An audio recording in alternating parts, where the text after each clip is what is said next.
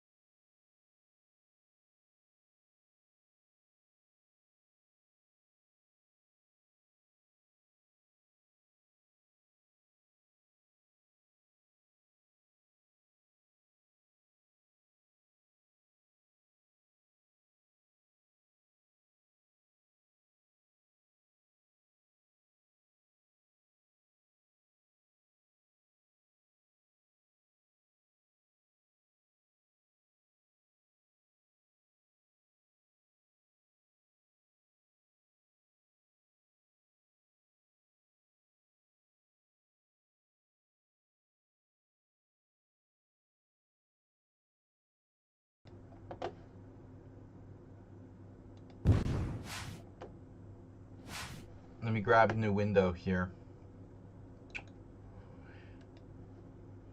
What?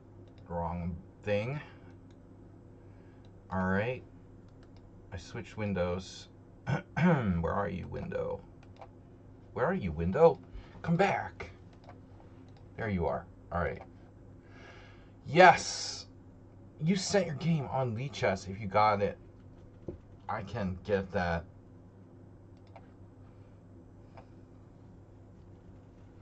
I can and will get that. Today's title for today's stream is Understand Chess. Yeah, that was AI that came up with that.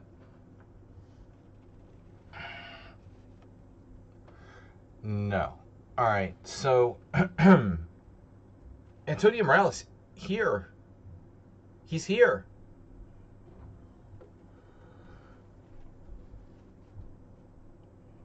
Mr. Spock, you are not Arsenal fan.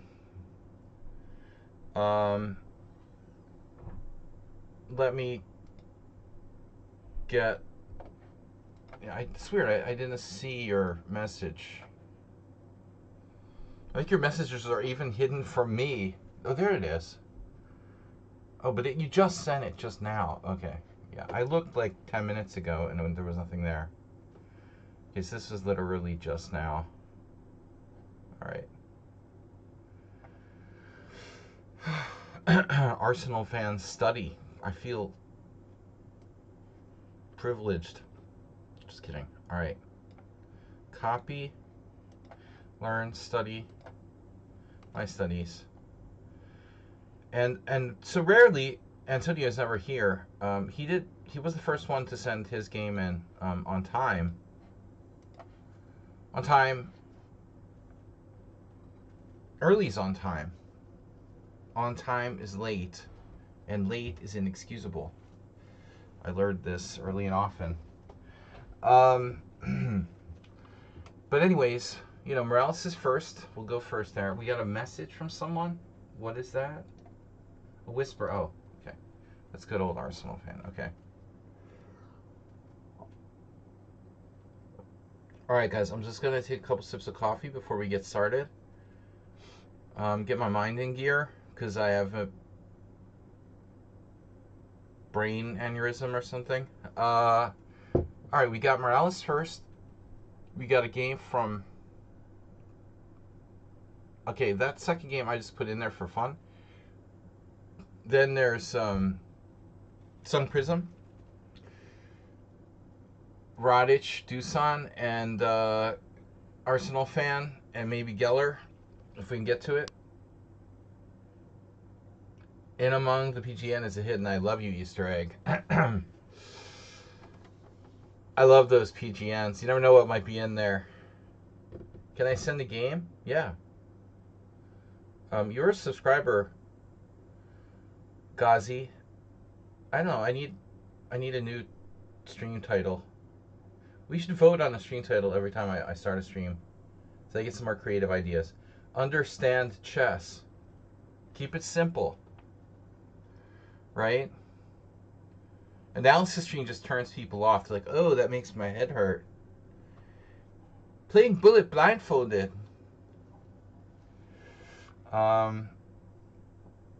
That's a good one, actually. That'll probably get some views. So, all right. So Morales is starting with him. Where's my opening explorer? Thank you. Masters. It's your second favorite stream of the week.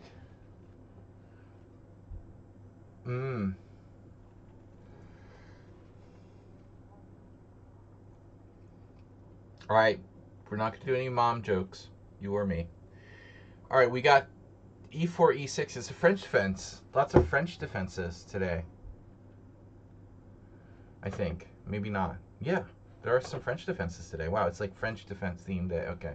So Morales versus QWERTY, a really original name. Also developed by AI. Morales is always sending in 3-0 games. Are these 3-2 or 3-0? 3-0? Why 3-0, Morales? Come on, bro. You're the one that used to complain about getting flagged all the time. Why do you play 3+0? I can understand he doesn't have time to play Rapid or Classical, but if you're gonna play Blitz, at least play 3+2. Okay, it makes the game a little longer. A 3+2 is equivalent to a 5-0, you know? So it takes 10 minutes if it's a long game. If you got 5 minutes, you got 10 minutes. I mean, come on with a 3-0. You, of all people, should stop this 3-0 nonsense. So rarely we can play a quality game with this time control. More often we can play a semi-quality game and then have it, like, be destroyed at some point. But let's see.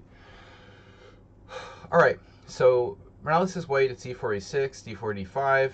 You know, if you just want to show off a crushing victory, that's cool. e5, the advanced French. Black plays c5. No comments. I mean, c5 is the main line. c3 is the main line here. Morales, did you always play the advanced variation? You played it against the Caro-Kann, but I wasn't sure about your repertoire against the French. I think they're quite different. Believe it or not, the advanced French, advanced Caro-Kann. All right, so c3, it is the main move here, of course. Knight to c6 now by black. And, yeah, I mean, here you know, unless you're going to do like Kapraychik or whatever, like bishop e3, there's the old, what else is there? This is French, so, well, knight a3 is you know, there is occasionally a3s, right? You might see that. Did you play that? Somebody played that. Knight f3. It's usually played a move later, the a3, right? On the next move, after queen b6. But I'm just saying, like, I think there's an offbeat variation with a3 right away. Knight f3, and now knight on g to e7. So black plays the Mr. Coffee variation. So here a3 is a thing. It's the third most common move. The the one thing about this move, I don't know much about this, almost nothing, other than the fact that it is a playable move. Um, it blocks the defense of c5, so that's a possibility. White can take on c5. The the the truth is that I guess that move isn't so great because white won't be able to defend e5 and c5. So he's going to have to give one of them back anyway. So this is the point. This move not considered to be a problem, although it's playable. Black goes knight g6, and white hangs onto one of the pawns. Black gets the other pawn instead. What's really noticeable here, an interesting thing about this, though, is that it's 6 games altogether. Damn, dude. I mean, that's like, nowadays with people learning openings and like courses and whatever, I think that, surprise ideas are more valuable than they've ever been. So if you worked on something like that, it could be a good... There's like dollar signs in there and shit. I don't think those dollar signs are going to work. Are those dollar sign annotations going to work? $2? $2? Man, copy.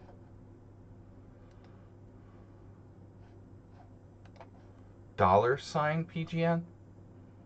I feel rich already. Does that work? Well, that actually works. Dollar signs. All right.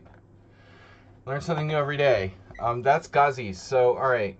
Anyway, back to this. Knight on g to e7. You played bishop d3.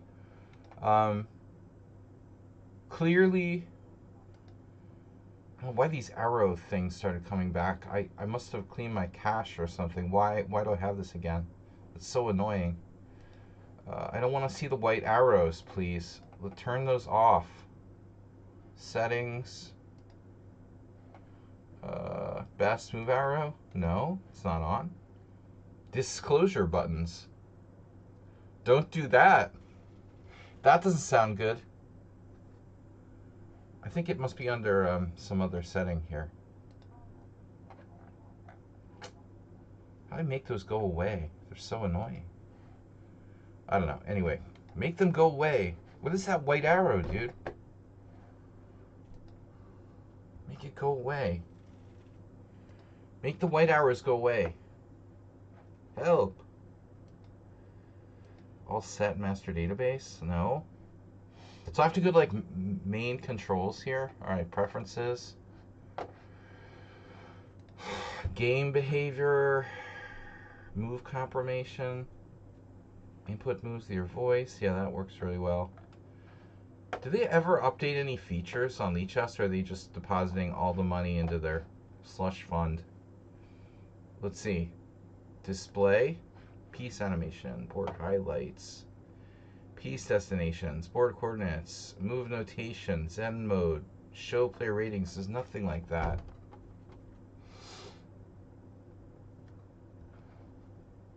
I don't understand, dude. Slide variation opacity. Oh. Okay. Variation opacity. And where would that be? Oh my god. Thank you. Variation opacity. That should have been part of the slush fund.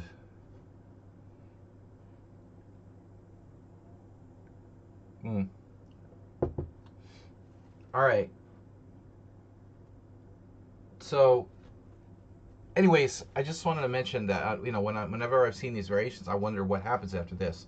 The truth is, maybe that's worth a try. Give up the e5 pawn, hang on to the c pawn, create like an imbalance type of situation. There's a game here by Karoly Honfi.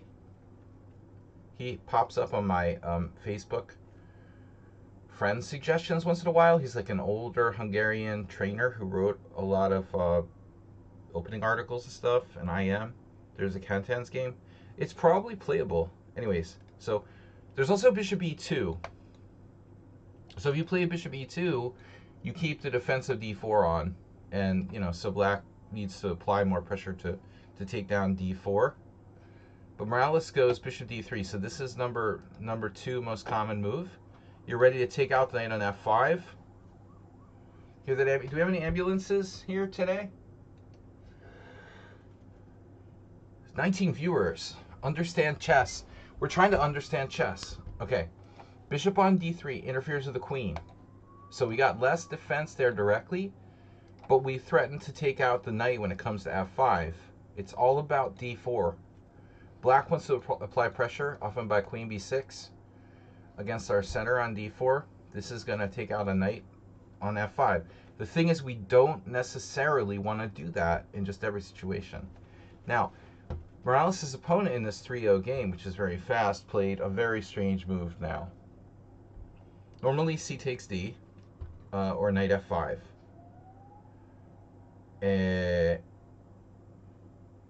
It looks like knight f5 is considered to be the best. And most players castle now. And what's the idea with this? This is just another pawn sack. Castle, cd4. And then you take. Okay, so that's the idea. It's not a pawn sack. I guess you could sack a pawn, right? Well, this hasn't been tried, but you could try to do some kind of, pawn sacky poo, I suppose. There's always a way to sacrifice a pawn, right? b4 is ugly. I don't know what that is, but this is the idea. You wait till they take, then you take, and then you take back with a knight. Koprichik, leg key, 1984. Anyways, I'm just trying to understand what the correct sequence is here. Thanks, Move11, by the way, for being a founder. So he's been here so long, he knows about the opacity setting. I forgot about that one. I just don't know how it got turned back on. Slurping coffee with the best of them. And aren't you guys glad Panda is back? All right. So black plays knight g6. This is an awful move. Branimir. Why would Branimir play that? I played Branimir in 2000. Beat him too. He's a good IM from Serbia.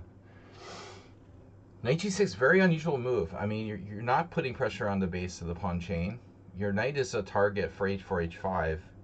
It looks like a patent mistake.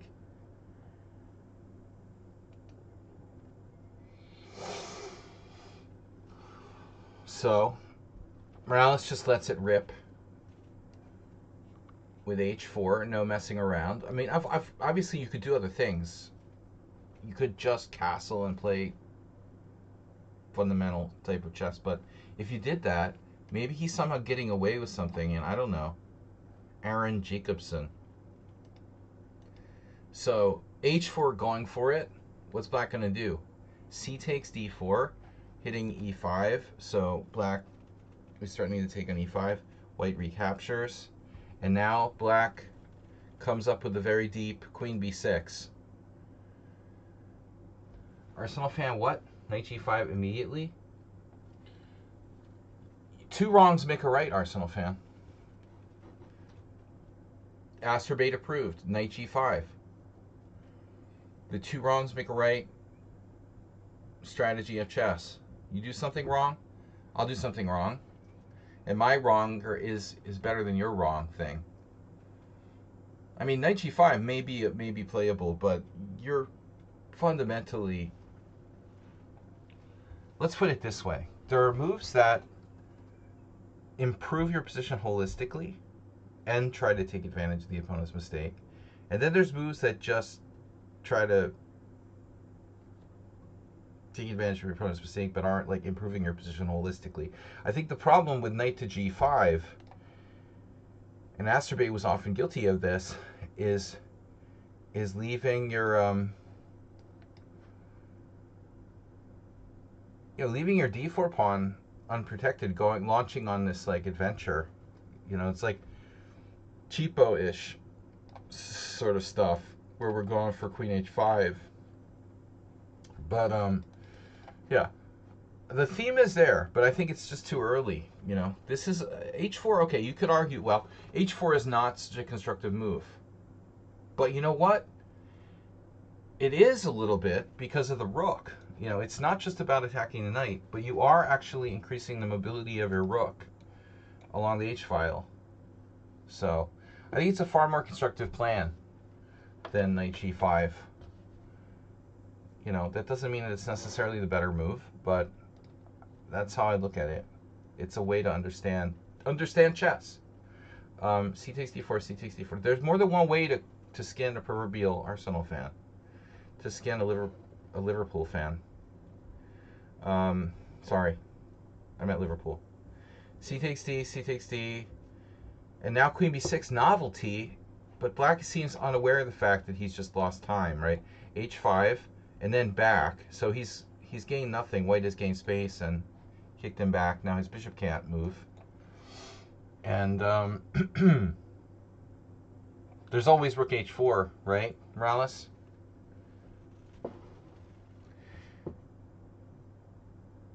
You got to consider h6, bigly.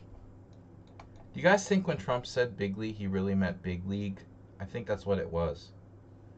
Big league chew.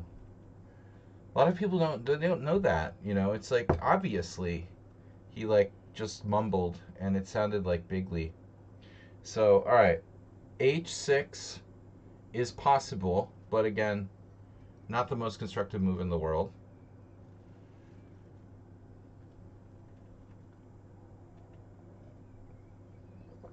Rook h4 also. That would forfeit the right to castle while defending d4. d4 doesn't need to be defended right away because we have the old knight takes d4, knight takes d4, queen takes b6 takes d4, and bishop b5 check, winning the queen. Easy, right? So you got c3 square. Yeah, this is like a model game.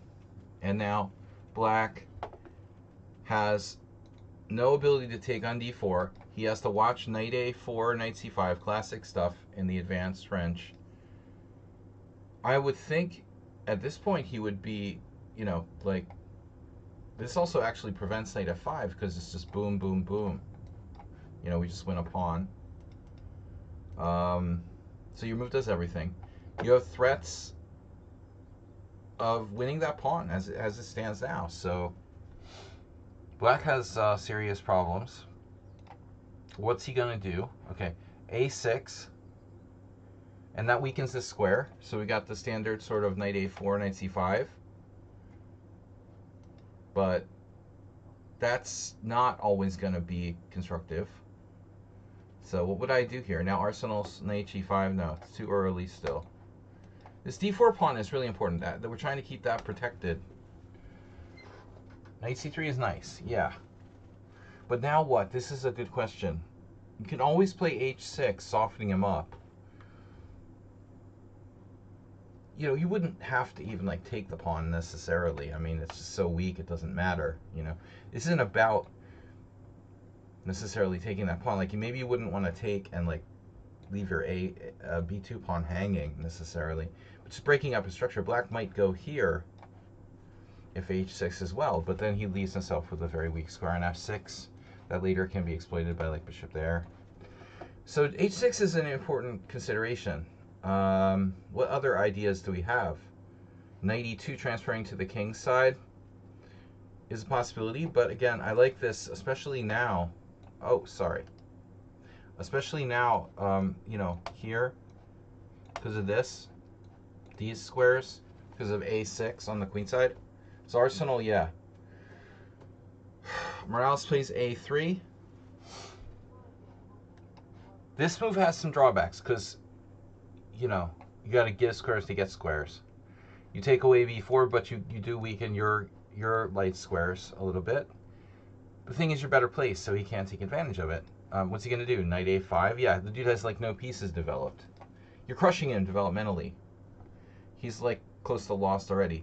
This is great, but speaking of constructive moves, it's defending g5, but not the most constructive move.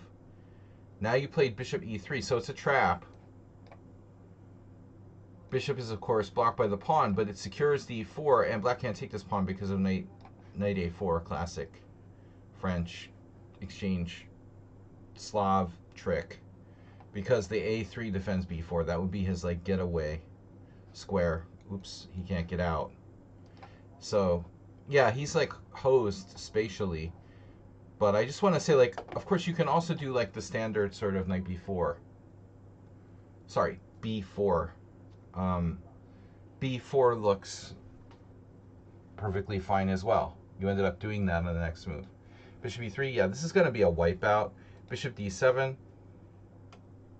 Now, you know, like here you could probably play rook c1 or something. b4, rook c8. Black played in a very typical kind of weak way. Rook c1, queen a7, and now what to do? You castled. You know, so you have such a strong position. Black can't even like move anything. He's literally like paralyzed, and you could kind of do anything you want. I mean, I'd be tempted to play like g4. It's tempting to keep the rook on h1. You know, do the rook h3. But how much of a maniac do you want to play like here? And do you need to? You know, so you just reverted back to like normal chess. Your position is so dominant. I don't know what he's going to do. Maybe try b5. That's what he did. It stops knight a4 into c5 for now. But if you get in a4, you could really crack him completely. So a4 right away allows knight takes b4. So if you could protect b4, like queen b3 or something, you could be threatening to play a4. That would be my expectation. a4 will break him down. Break it down. So I would play this. I don't see like black having any counterplay here.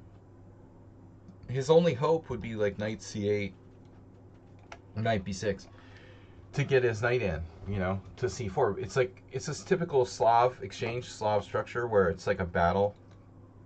See like who gets the support point first. If I get to c5 first, I'm clearly better. If he gets to c4 first, he's probably fine. But after b5, you did bishop b1. I love the ambulance. We love ambulances here.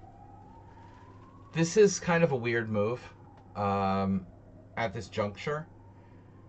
I suppose it creates a weird possibility of knight e1, knight d3, knight c5, Karpov style. But I think you also have this. He can't take this, right, because of knight b3. This is devastating. Can't defend the pin. So simply knight d2 is probably okay. That's very straightforward, right? This is a bit fancy. Asterbate could have played this game, right? He's planning queen d3, queen h7. The problem is the guy can't castle because his bishop's on f8. You're never going to checkmate him on h7. He's never going to make it that far. You know, he literally can't move his knight anywhere. So he's never going to castle and get checkmated by queen h7. This is such a crushing game. It's like too devastating to even like put in the analysis for today.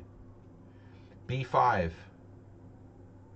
Knight h4, queen g4. So you were very focused on the king side suddenly.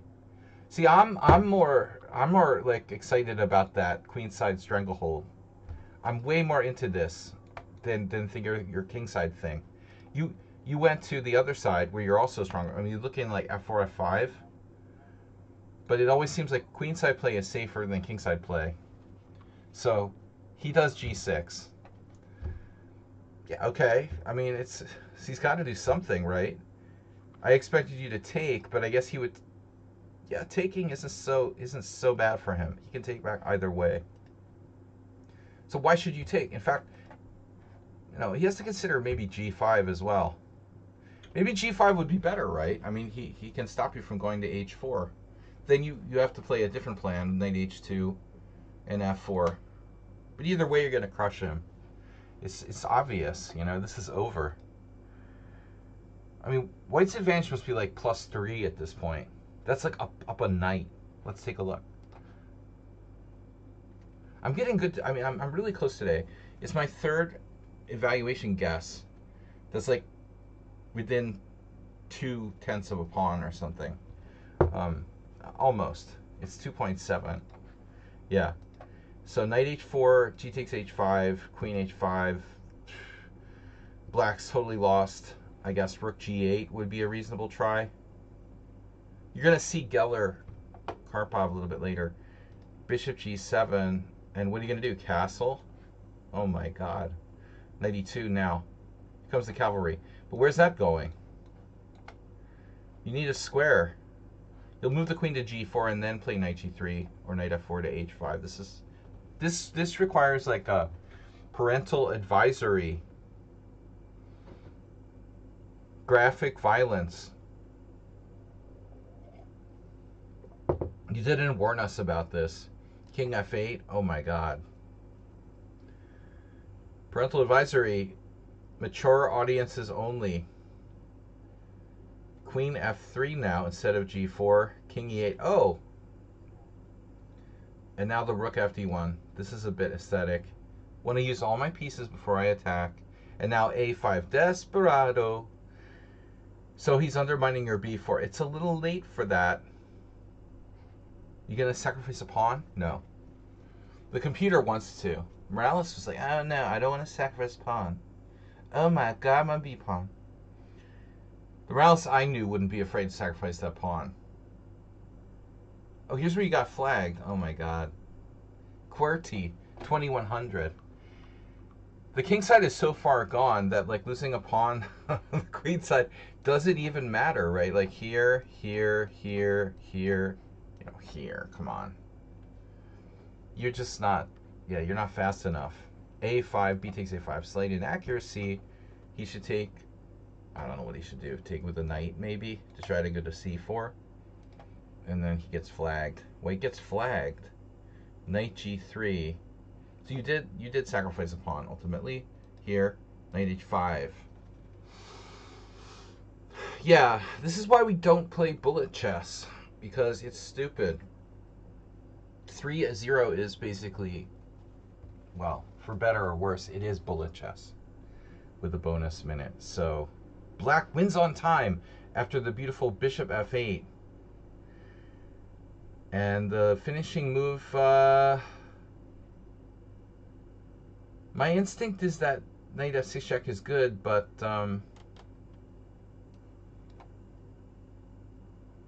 I'm hesitant to take on d7 and take this pawn on f7 because I feel like you'd be cashing in your chips here.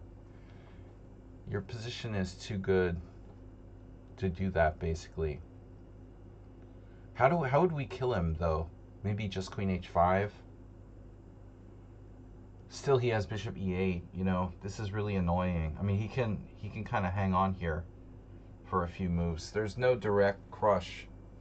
It's going to take some moves to break down. You really have to destroy his pawn chain. Queen f6? Ah. Queen f6, does that like win an exchange or something?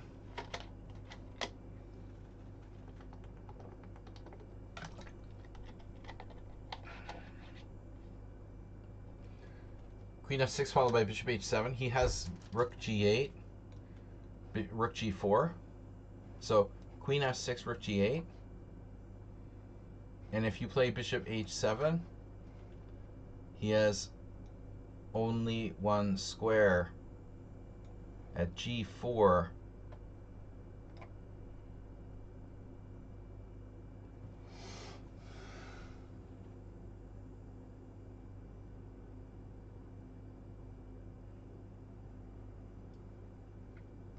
I guess queen h8 is possible, but also not. Remember the Alamo. This is hanging if you play queen h8. Knight g7, well, knight f8, knight f6, sorry. Knight f6. I'm looking at this, and then this, and then this, and then this, and then this. He gets away. Oh, I see. You have this. No, that's defended. Can you believe that? That's defended. He's so lucky. That's defended by his queen. That's queer. Well, at some point you just eat his punching, you know.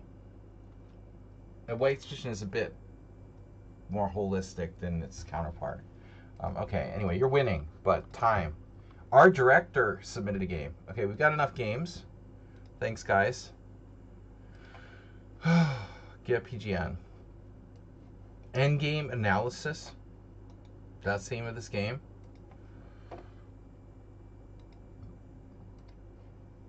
From the director. Oh. All right. What, we got a request to join the team? Caro Connix TV. Oh no. My second least favorite opening. Caro Connix. Alright, Caro Connix. Iconics. Antonio Morales is getting a tier 1 sub to Uber Chess. Uber Chess? Hey, what's up, man? NPC, you're back. I hope all is a little better. We got another message. That's the same message I got before. I just didn't read it. Okay, Arsenal fan. So thanks for the gift sub. Morales. Gift subbing. The Black Void. So, alright, Morales is down. This is just a little blip on the radar. Good to see you back, Mad NPC. I hope you can occasionally drop by. I know things are not easy. I just wanted to share this. Didn't we share this already? I guess we shared this last night. Why do I feel like I shared this last night?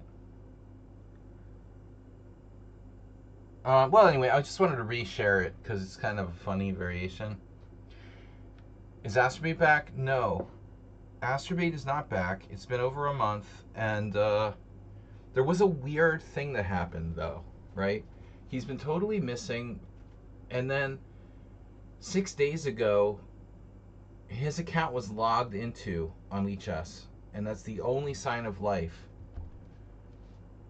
Just logged into, no games played. You know, it might have been the FBI, or it might have been him, but you know, it's a little of a stretch to imagine the FBI like logging on his Lichess account. You know, it's probably him, but he doesn't have. I don't know. I suspect the most likely scenario is that his roommate kicked him out, called the cops on him, got him like arrested, or you know, in trouble, and the dude's like homeless or something. Just a guess, you know, because he kept over the years always talking about how the roommate is his landlord. You know, he owns the condo, so the dude would constantly kind of threaten them to get him in trouble, and they had a lot of issues. So I imagine of all things that could happen, the most possible scenario was getting kicked out of his accommodations, and you know, he's basically like, I don't know. I'm just guessing. You know, could he be homeless?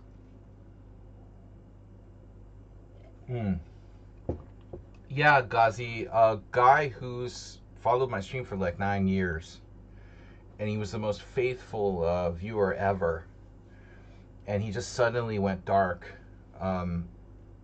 He's always here. He comes to every stream. He was doing lessons with me, and then all of a sudden, he said he had a problem with his iPad, had to upgrade his iPad, and he's gone. He said, I might not be back. So I don't know. That's the lore. Anyway, this is Pilly versus Drown the Clown. Just a quick little thing. Drown the Clown sent me a message like last week about this line. He was excited about playing this because people don't know what to do with white. And most people do like take, maybe play c3, defend their d4 pawn, and then go after this pawn. And even this isn't bad for white. But what Pili M did was really brutal. He played exactly the recommendation in the opening explorer, bishop c4. So rather than just play routinely, like securing the pawn on d4, trying to target this pawn here, when black can play c5, notice we can't play d5. This move is very brutal. It basically refutes UberDriver's cheap variation. It looks like this is the best try, probably knight d7. Someone, random guy losing to Robert Hubner in 2001. Silvino versus Rui Damaso. There's a few games. Heidenfeld had a game. It looks like there's a few games. Portish Gabor. That must be like another brother of Portish Ferenc. Portish Lajos. Okay, anyways, so I just want to show you guys this brutal line. Black plays c5, walking right into it, and then d5, and white is clearly better. Yeah, playing for cheapos. Does anyone understand what happened next here?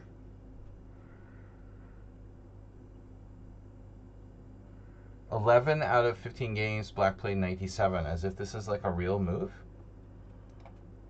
And now d takes e6. Oh, okay. UberDriver just, Drown the Clown just played, you have to take back on e6 with a pawn. So Heinrich Dobos, okay, Hungarian IM. There's a number of players here. Darcy Lima. This is an actual line, although it's probably not great for black. It's only minus 1.6. Yeah, horrible variation for black, but at least you can continue to play there. But UberDriver did this. That's definitely not a good idea. E takes f7 check, realizing that this now loses a piece and, you know, everything basically to bishop g5 check. But it's just amusing what happened. He played king e7 and got mated right away. Great. That's the way to do it. So poor Drown the Clown. Yeah, I mean, it's a very bad variation. I don't understand. Okay. Anyway, that was just a little bit of light comedy. You know, since Azerbaid's not here to share his really weird games, which we usually open with the Azerbait game for entertainment. Okay, now we're on to serious stuff. I've got a game from, thanks again for the gift sub. We got a game from Sun Prism versus Stapvargan from yesterday, from our team tournament. Redusa sent his game against me. Uber Chess, someone clowning around. Looks salvageable. Geller versus Karpov, 1976. Dumapov, I call him. And Kevin the Goat, greatest of all time. Chapter 7 is Ghazi, and Chapter 8 is Iatan. All right. So, this is Sun Prism playing white. Yeah, Uber Chess. Oh, you got a sub. You are Uber Chess. Is that you? Uber, did you lose your other account or something? You were Uber Driver. No? Or were you always Uber Chess? Now I'm confused. I know you were Uber Driver on Lichess. Are you? You're still the same? You have two. Okay, at least two. Knight f3, d6, bishop b5 check, and Stapvargan with black. Stapvargan plays the dragon, and I mean, you know, nobody's going to play knight c6 too much unless you're getting to that from a different move order. It's usually bishop d7 or knight d7. Anyway, knight d7 is tricky, but it's probably the best move.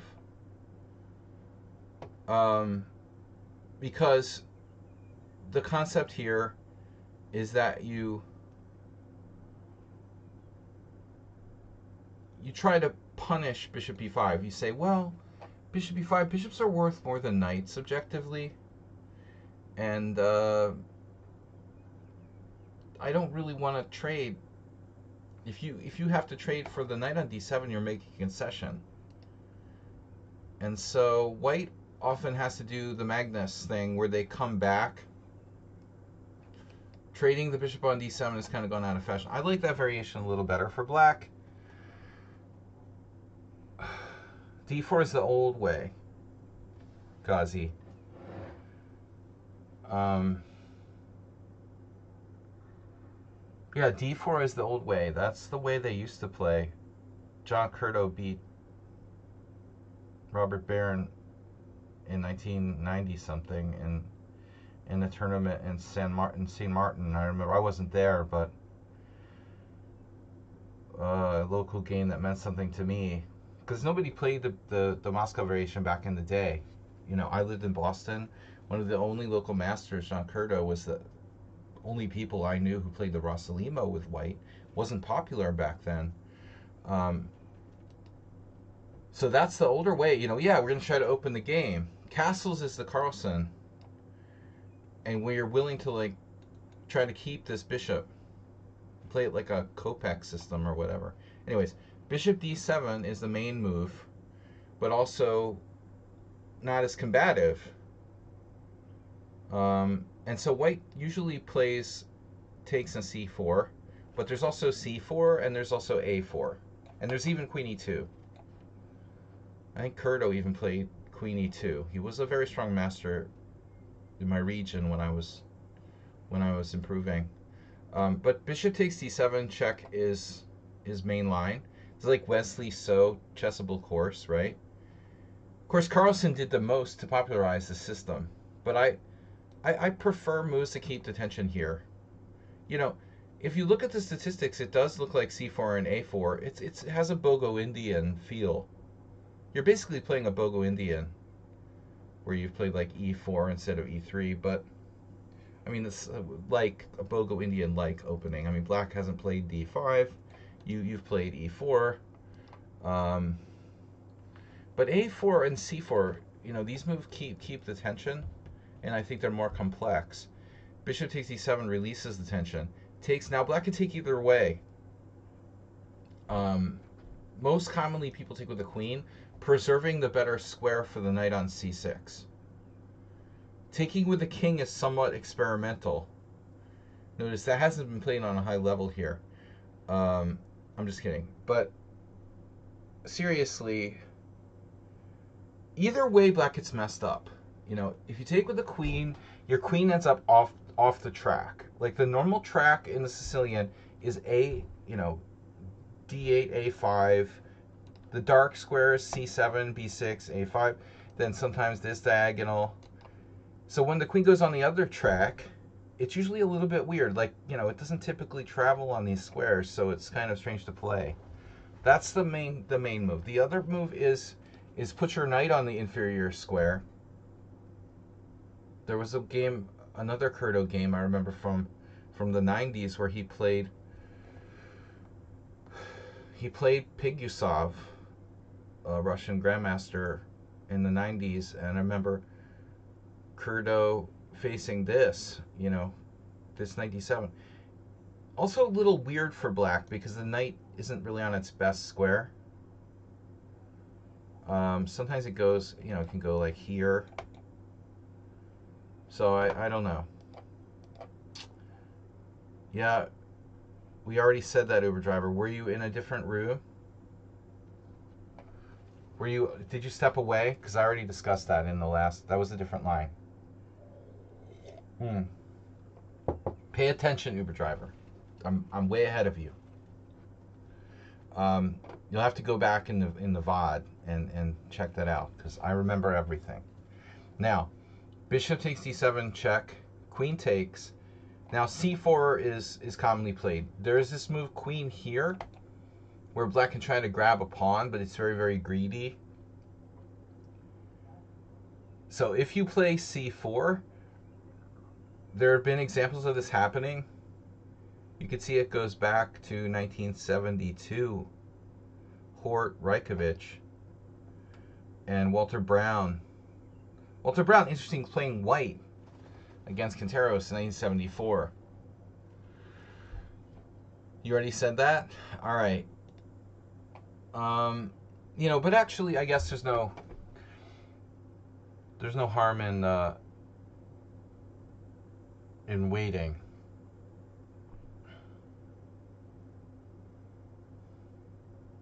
I just want to mention one other thing. Black can play, when white has this Marazzi type of setup, right? Black can play e5, and this is not a bad line for black. The thing about this line, it's very concrete. You're like, no, you're never going to play d4. I have my fair share of space. But black ends up with kind of blocked in bishop on f8. I played some blitz games with this. It's okay for black. It's not so bad. And you can see that some strong players have played it. Anyway, castles, knight c6. And now, even that move, I'm not sure about knight c6. It's the main move, but not necessarily the best. When we play black in the Rossolimo and the Sicilian in general, I think a lot of people have a tendency to do this move like automatically. Too much automatically. Remember, you're black, it's the Sicilian, your king's on e8, you usually need the castle. White is already castled. I mean, is knight c6 a priority here, or getting the king sorted out? Are you going to castle queenside? Not typically. So I don't think this should be an automatic move for black. If you look at the opening explorer, some curious things start to pop out at you. Can you guys see this statistics there? Yeah. So look at the graph. Knight c6, 20% winning for black. Knight f6, 21% winning for black. e6, 25% winning for black. g6, 27% winning for black. e5, 29% winning. Isn't that odd? Knight c6 has the lowest winning percentage of any move for black in this position. It's partly statistical sample size, but it looks like just enough to not be necessarily a blip on the radar. Not sure what we really have to gain by knight to c6. We're going to play that eventually, but we're not like really stopping anything. E6 looks like a move that has a decent score.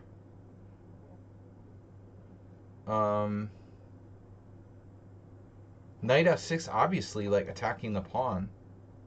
It can't be bad. I mean, white could go here. I guess that's the one thing you can argue. Lichess database? Not really. Not really strong enough. There's enough games here. I mean, if I'm in a position where there aren't enough games, I might default to the Lichess Opening Explorer. If there aren't enough samples, but here there's enough material that we don't have to worry. We don't have to consult the Lichess Opening Explorer. Well, we got 1,000 games. This is the one drawback of not playing knight c6. But is it a problem? Takes. Knight takes e5.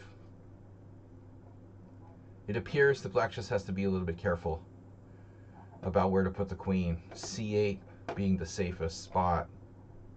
Queen f3. Anand Caruana.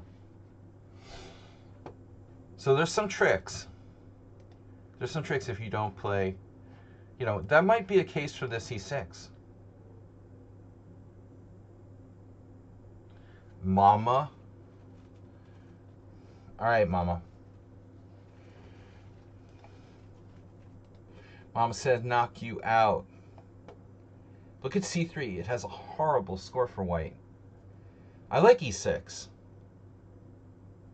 That's what I'm going to play next time. e6, c4. Now you can play knight c6 if you want to. You can even do bishop e7, for example. Ulf Anderson. Who's that? Takes the fun out of e5. Wow. Anti-venom variation. All right, anyways.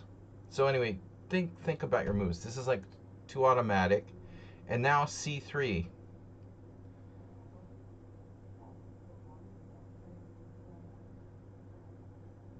But I mean, the main move would actually be, I thought would be c4. But I'm wrong.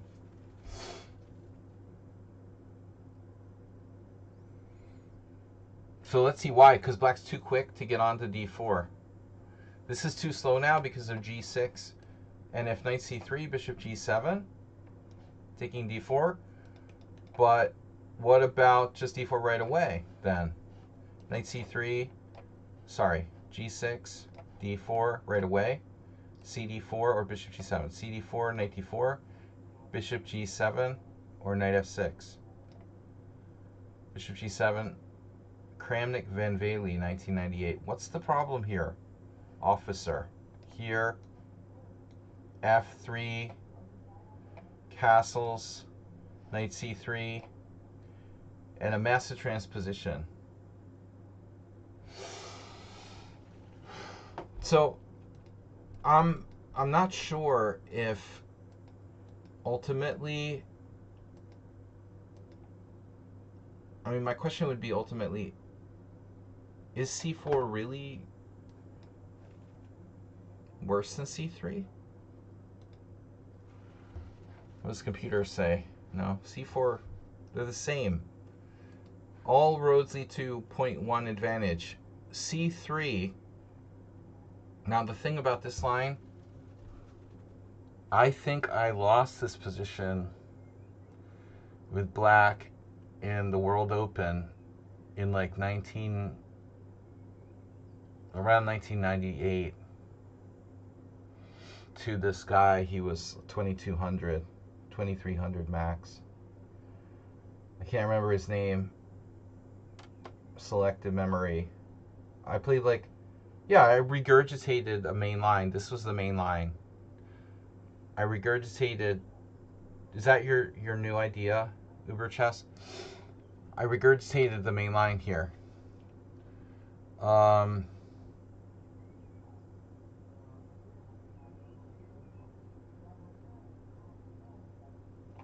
E65 or knight f6.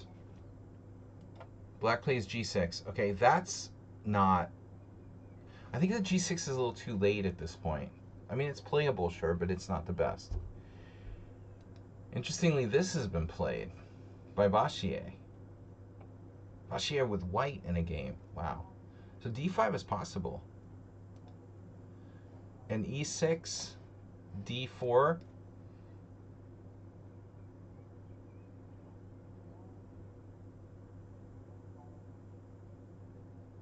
White looks a little bit better. d5.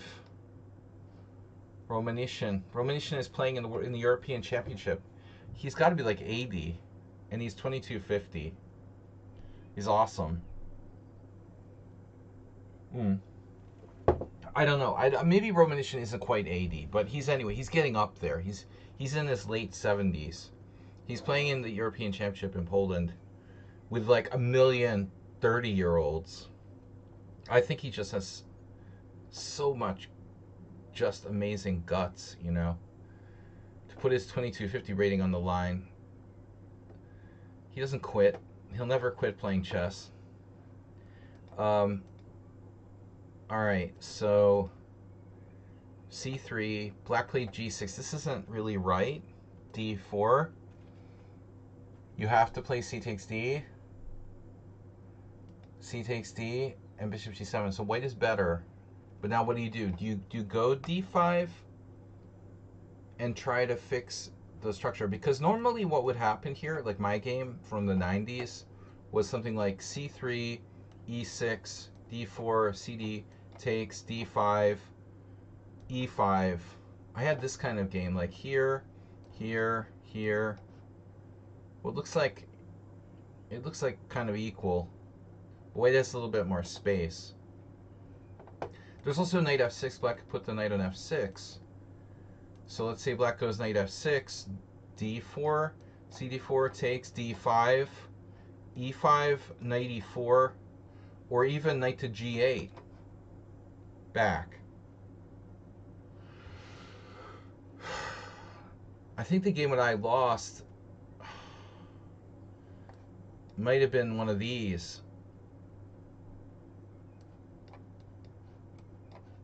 I still can't remember how it happened. Anyways, I had enough. I was like, I'm not going to play this anymore. If I lose to a 2200 playing this crap with black, this boring, symmetrical, equal, balanced material line, I'm just, yeah, White needs to defend this pawn. It had to be rook e1, actually, then e6. The game I lost must have been this.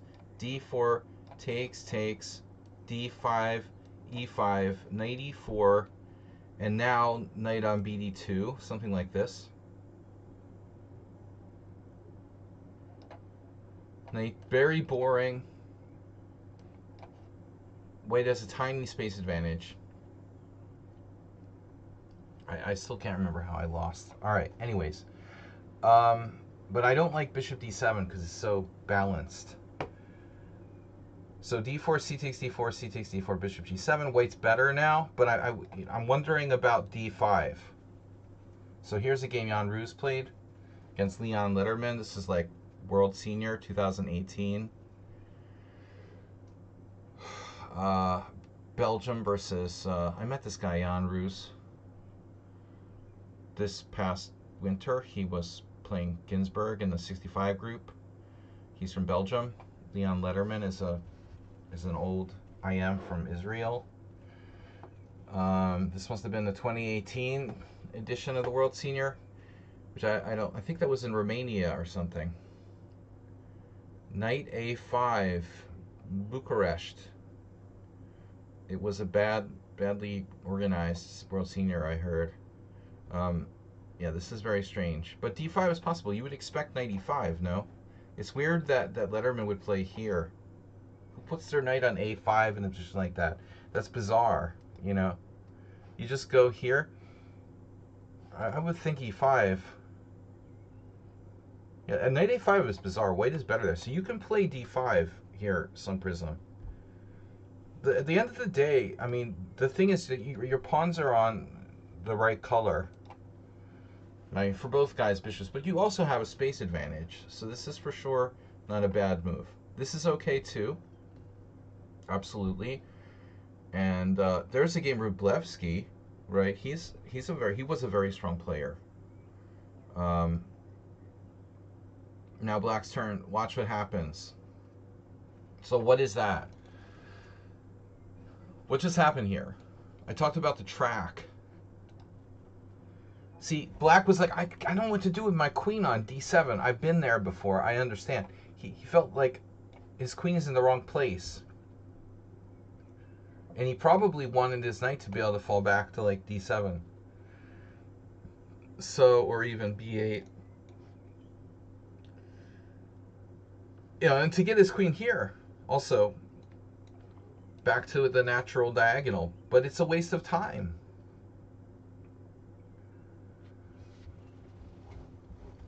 Big waste of time. Look at the score. White won almost every single game from this position. Coincidence? I don't think so. Knight f6 is the only move where like black hasn't lost a few of the games. And now d5. It's horrible for black. So I think you did the right thing, like waiting on d5. This is even stronger. Knight. Now queen d8 is a new move. Actually, probably not so bad to play queen d8. Bishop e3 developing. And now knight f6. And then very natural threat of knight g4 in some positions. So the computer doesn't like your move, but this is fine. Maybe there is a problem though. Black has d5.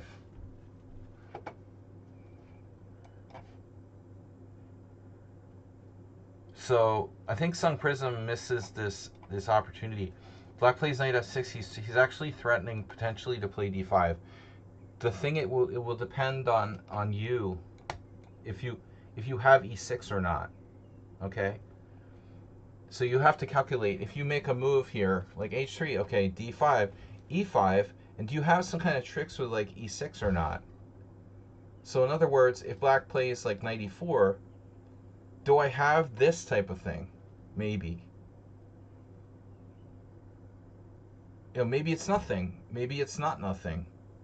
But that's the kind of thing you have to calculate when you're deciding what to do. Um, like, knight g4 is probably not an issue. So you should just play d5 right away. Then you can play h3. I mean, if he plays knight b8, then you play h3. Even though you don't have to. Just go about your business somehow. All right, so this is a slight inaccuracy. Black should play d5 and try to fix his center on the right color. In a perfect world, he might get something like this and equalize. Still, he's not quite equal, but at least he's got some space. He's not getting run off the board completely. Yeah, the thing, like, exactly. Pichu, welcome. So yeah, right. This happens in the modern defense, and that's why I was talking about this too. It can be in conjunction with this. You know, you could get like a kind of take, here type of thing, and then, you know, it's all based on calculation. Maybe it's good, maybe it's nothing. But for example, queen d5, queen g4, black structure is a disaster, and we're threatening like knight takes h7, as well as knight takes e6. So probably white's better. +1. For example, you know, that's the kind of line we've got to look at. Of course, black doesn't have to play it like that. He doesn't have to take on e6. I'm just making a random suggestion. But, all right. So h3 looks wrong, castles, and now you should just go ahead and play d5. You're clearly dominant here now. This bishop is very strong. Obviously, black's bishop isn't bad either, but you have way more space. You didn't do it. You did queen d2, which isn't bad. You know, he's got another chance to play d5. You've got bishop h6, but there's already a set of pieces traded. Bishop h6 will be the second set of pieces traded. The more pieces we trade, the less like kingside attack you have. You know, so I don't think this is as dangerous as it might be in some, you know, Yugoslav dragon or whatever. Black plays rook e8, very dragon style, right? And one thing I want to talk about though, you know, this type of thing. This is overrated. The whole like bishop h8 thing. You know, the doing rook e8, bishop h8. It is overrated for black. 100% overrated. It took me like 30 years to realize this. I used to think, wow, that's such a cool. When I first saw this in the 80s, I was like, wow, you'd fall in love with it. It's so cool. Yeah, I mean, could be the queen would be better on a light square. Of course, Arsenal fan. It's difficult to say, but you know, if this is a light squares are juicy squares.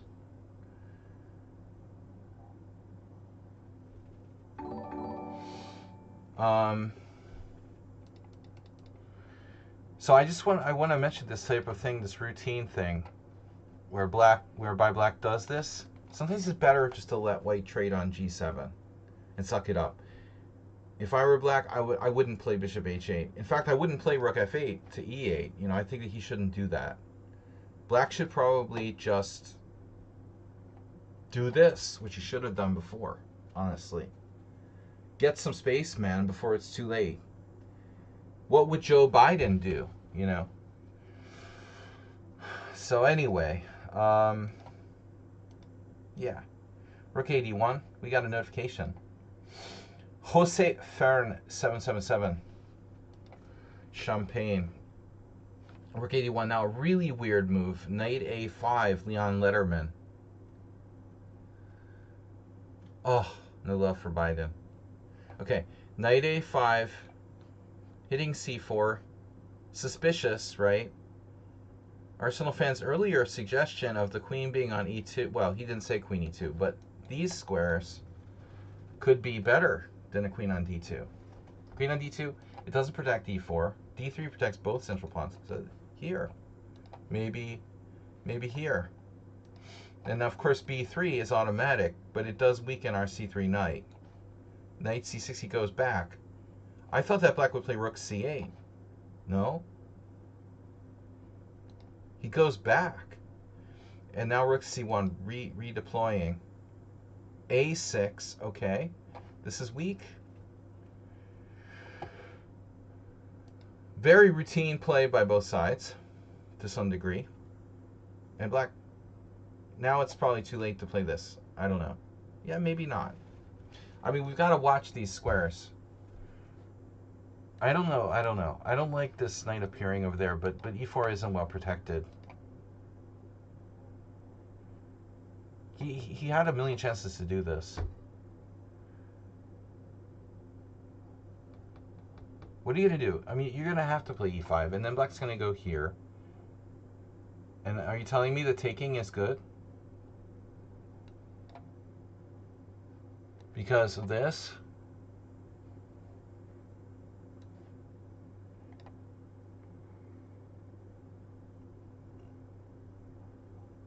This is a messy situation, but we have rook c5. Yeah, that's the problem. Doesn't look good for black. Takes, knight g5. So you got to find another move here. I guess f5, right? b3, b5. Okay.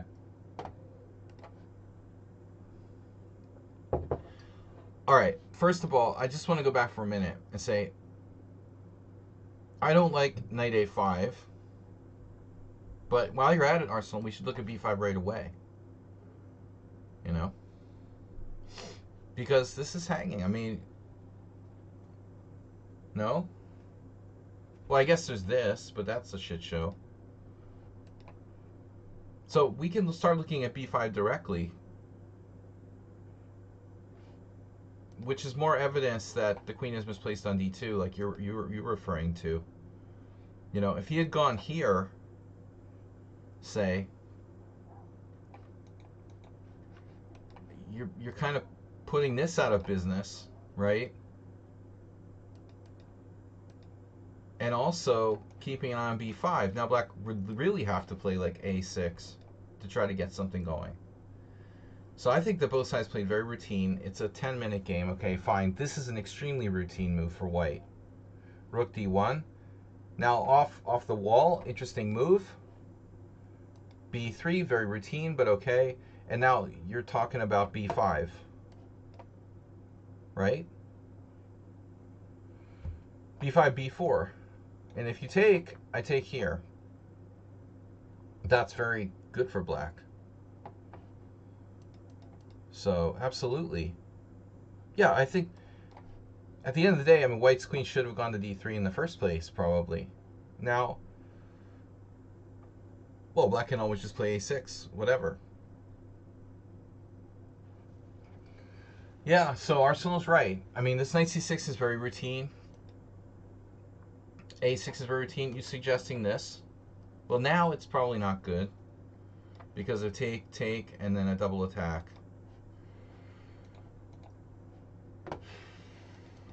So with the rook on c1, it's a different story.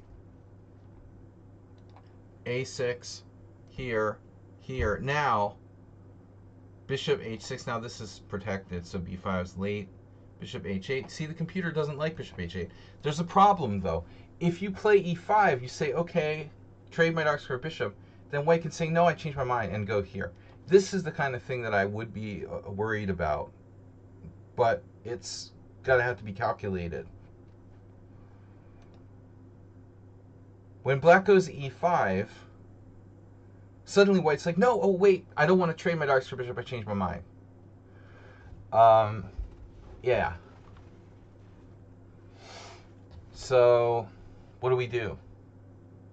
The computer's got nothing better than just trading it and admitting that white has just a tiny edge here, or something like that. Like a Roy Lopez type position. Bishop h6, bishop h... So bishop h8 is overrated, I told you. d5, white now has a very large space advantage. Knight b8. So the standard thing to do would be this track here. Trackball. Get checkmated. That's what happened to me in this rapid game against this FIDE master Jürgen Brushkern. He's not a great player, but he killed me in this one rapid game because I did this with black and I learned my lesson. You know, don't do this because you just get assaulted by like a large contingent of pieces over there. Very easy to play this for white now. Just push the pieces over there and like attack h7. Black doesn't have a lot of counterplay. I would think, okay, there's a little bit of a problem with maybe c3. Maybe black can play queen a5, I don't know. Right, so he's coming with knight on bd7. Queen d3, knight bd7. I'm not sure queen d3, you know, it feels a little late for that. White didn't really have any master plans or anything. He just comes back, knight c5, and then takes. And black's okay now. This is a massive concession. We didn't want this to happen, but I think that it's a matter of time, you know. And now take with the rook, and black is fine. Now that bishop, he's glad he kept it, and actually black has all good pieces. I would say black is fine. Knight a4, and there's this annoying b6 square, whatever. Probably rook c8. So he trades and gives white. He gives gives white the open file. But this is not necessary. Maybe black should play rook c8. I mean, rook c7 is possible too. I mean, it looks weird, but yeah, maybe.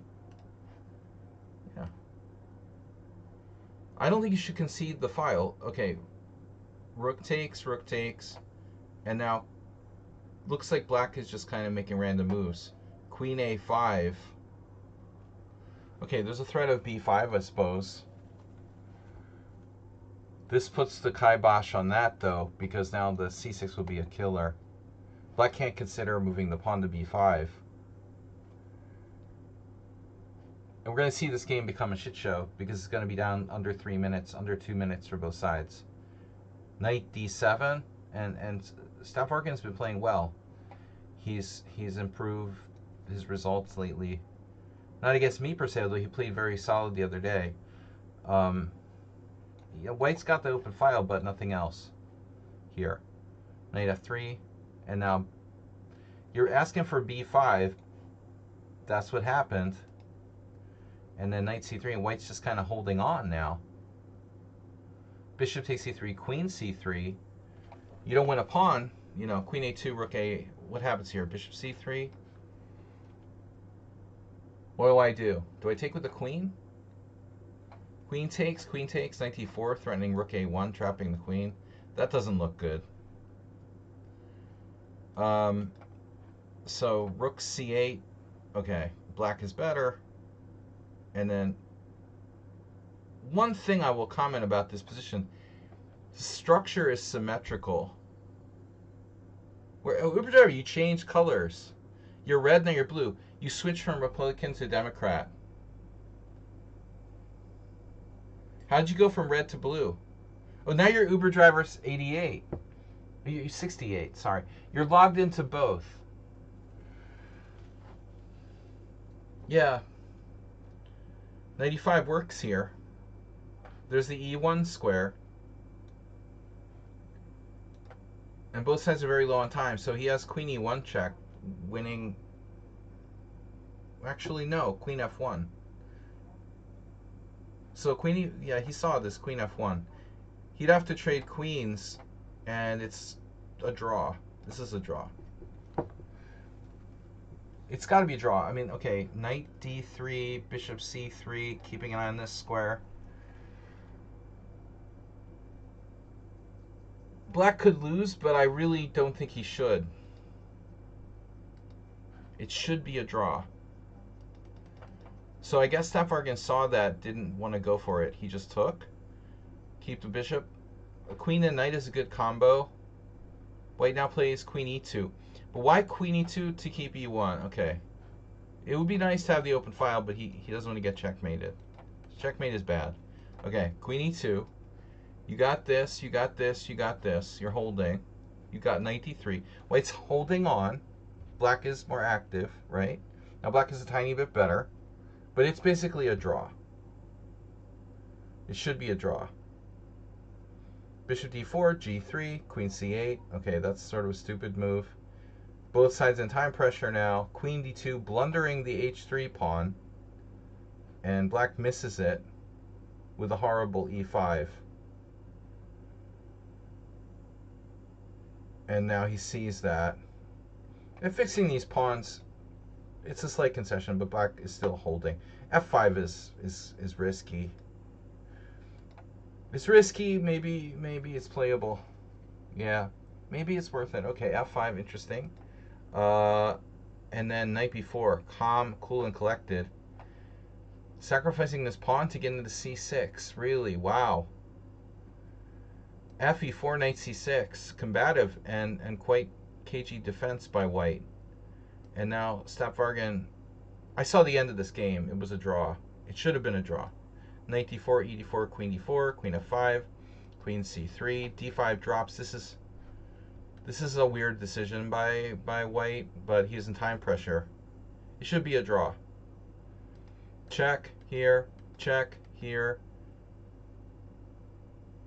King h2, e3, and now white blunders with a neat trick. What is this? Queen e7 threatens some queen f8, queen h4 perpetuals, also the e3 pawn.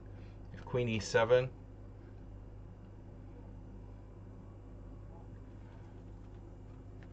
queen e7, e takes f2, queen f8 check, king h5, queen takes f2. The king is not in a safe place there, but black's up a pawn. So f takes e3, blunder, and it's a draw. And then the weirdest thing happened. Stafargan lost on time. After queen c7, queen c5 here, a5, queen a8, queen c2 check, king h1, queen a2 grabbing the pawn, queen d5. Here he has perpetual. Queen f8, queen f3, but something like that. Goes here, check whatever, here, queen a8, and then queen f8 check, and white went on time. But it was like really weird. I mean, why would black lose on time? He has 13 seconds left, 3 seconds per move. Obviously, if you move the king up, it could be dangerous. But why not just play queen g7? I mean, it seems kind of like a no-brainer. He just has to calculate queen g7, queen f4, g5. That's all you have to see, you know? The worst case scenario, it's a draw. I mean, queen takes c6 check, queen g6, queen f8 check. You know, this is clearly like, okay, it's a draw. But I don't know, it was like Stafargan didn't see g5 or something. I had the feeling he didn't see g5.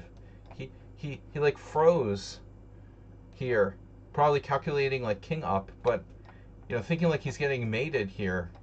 If you don't have g5, you know, yeah, you're getting mated. But g5, yeah, okay, this drops, who cares? It's still a draw. I think he can even play this.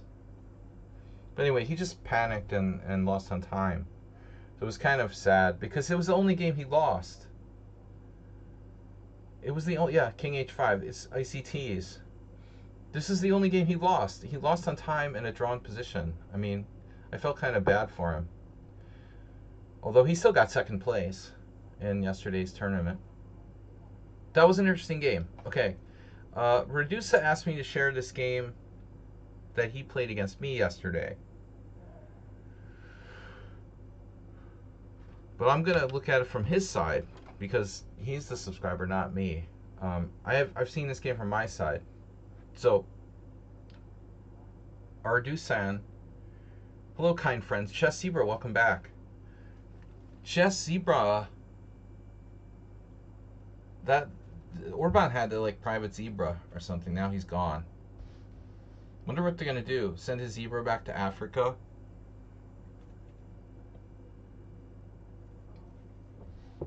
Orban had like accumulated some African, friends. Some government like gave him a zebra or something. It's a big meme here. Um, all right, so we're black against me. I'm Dusan, Redusan, and I'm black against me. He plays the Grunfeld. I'm like, oh man, the Grunfeld's. It's a really theoretical opening, and I know theory, but I don't really like to play theory if I can just play chess. So I play knight c3, black plays d5. It's a Grunfeld, and I remember I had done this line before, e3, very quiet. Looking at the opening Explorer,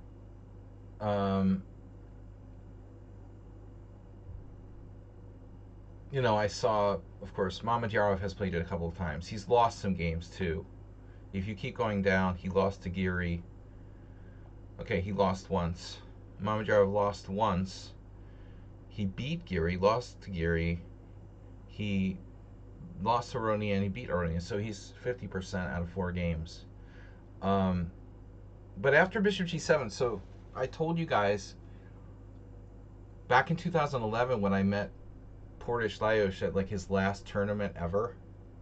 We played in this like IM and GM tournaments in Hungary, in Szentgotthard near the Austrian border. And this was like literally Lajos Portish's last tournament of all time. He played in a tournament organized by Janos Rigo. Lajos crushed Beliavsky in a beautiful game, even though he was like way up in his 70s. With this line, c takes d5, knight takes d5, knight takes d5, queen takes d5, knight e2. Beliavsky looks like he had seen like a specter or something. I was like, what the fuck is that? I've never seen anyone do that before. It was like Portish had made this up or something. I have no idea where he got this from. He's 78 years old and he was like innovating with a new variation that had never been played before. I have no idea. Maybe Bobby Fischer showed it to him in 1968 or something. I have no idea where Portish dug this up. But anyway, I had already used that once against Redusa, so I thought, okay, I don't want to repeat the same variation. I've also played these Makaganov type of things. Like say knight f3 is very common, right? Knight f3, castles, and then Makaganov system with b4. This is well known. It's not a secret system anymore. I also looked yesterday at this move. It has a very bad score. Look at that. Loss, loss, loss, loss, loss. So white doesn't have a lot of options here, right? I play knight f3. Okay, knight f3 is normal. I did queen b3, and this is like kind of like a Russian variations, except we played e3. It's not really dangerous. So Redusa's talking about what? Knight c6? Well,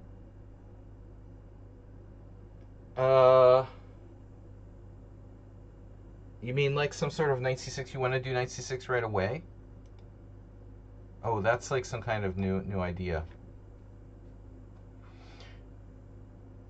Mester Gyula, Hungarian, against my teammate, Lehman Zoli. This was played in 1996. And there's this game from 2018. Well, knight c6 is a weird move. I'm sure that there are such things. Bishop g7 is fine. I play queen b3. Now, the best move for black is e6. The idea is to reinforce with the e-pawn. You want to recapture. This is Botvinnik. You want to recapture that way, ideally. So here's Mamedyarov with black, for example. Hikaru Caruana Does Hikaru ever play 1e3? Because he likes to play b3. He's probably done that before, right? Like 1e3.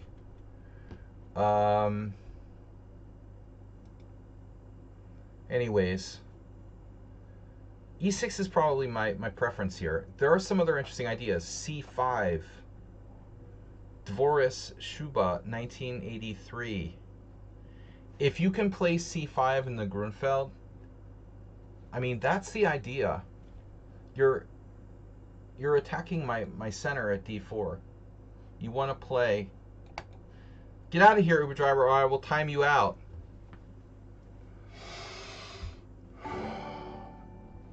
All right, we had, wow, Sex Extras tip $4. Thank you. Summer Tournament Fund. Manji has followed. Always try to play for c5. If you can't play for c5, you can reinforce with e6 and keep c5 in reserve. That was Botvinnik's plan. Aliakhine used it as well. You reinforce here, and then you play b6 and c5. But what you did, it's not bad. I don't know. Maybe the engine actually likes c6. It's normally kind of a passive reaction. It turns into a... This basically transposes to... Doesn't it transpose to a Schlechter-Slav? At the end of the day, what's the difference between a Schlechter-Slav and an e3 Grunfeld? Well, sometimes in the Schlechter-Slav, the bishop gets out, like to g5. But still, it can be blocked in. It's a hybrid Schlechter-Slav Grunfeld. Okay, knight f3, and then here you castle. I mean, other moves are possible, of course. But castles can't be bad. And then I don't know what white's best move is. You know, I don't think that white has an advantage. My idea is to not be worse against the dangerous Grunfeld. So it's surprising how many games there are here with bishop d2. There's an Absattorov game. Wow. Madyarov, Mamadyarov, Kamsky even. Korobov, Garry Kasparov. But, you know, objectively, this is just not a dangerous system. But c6 is very passive.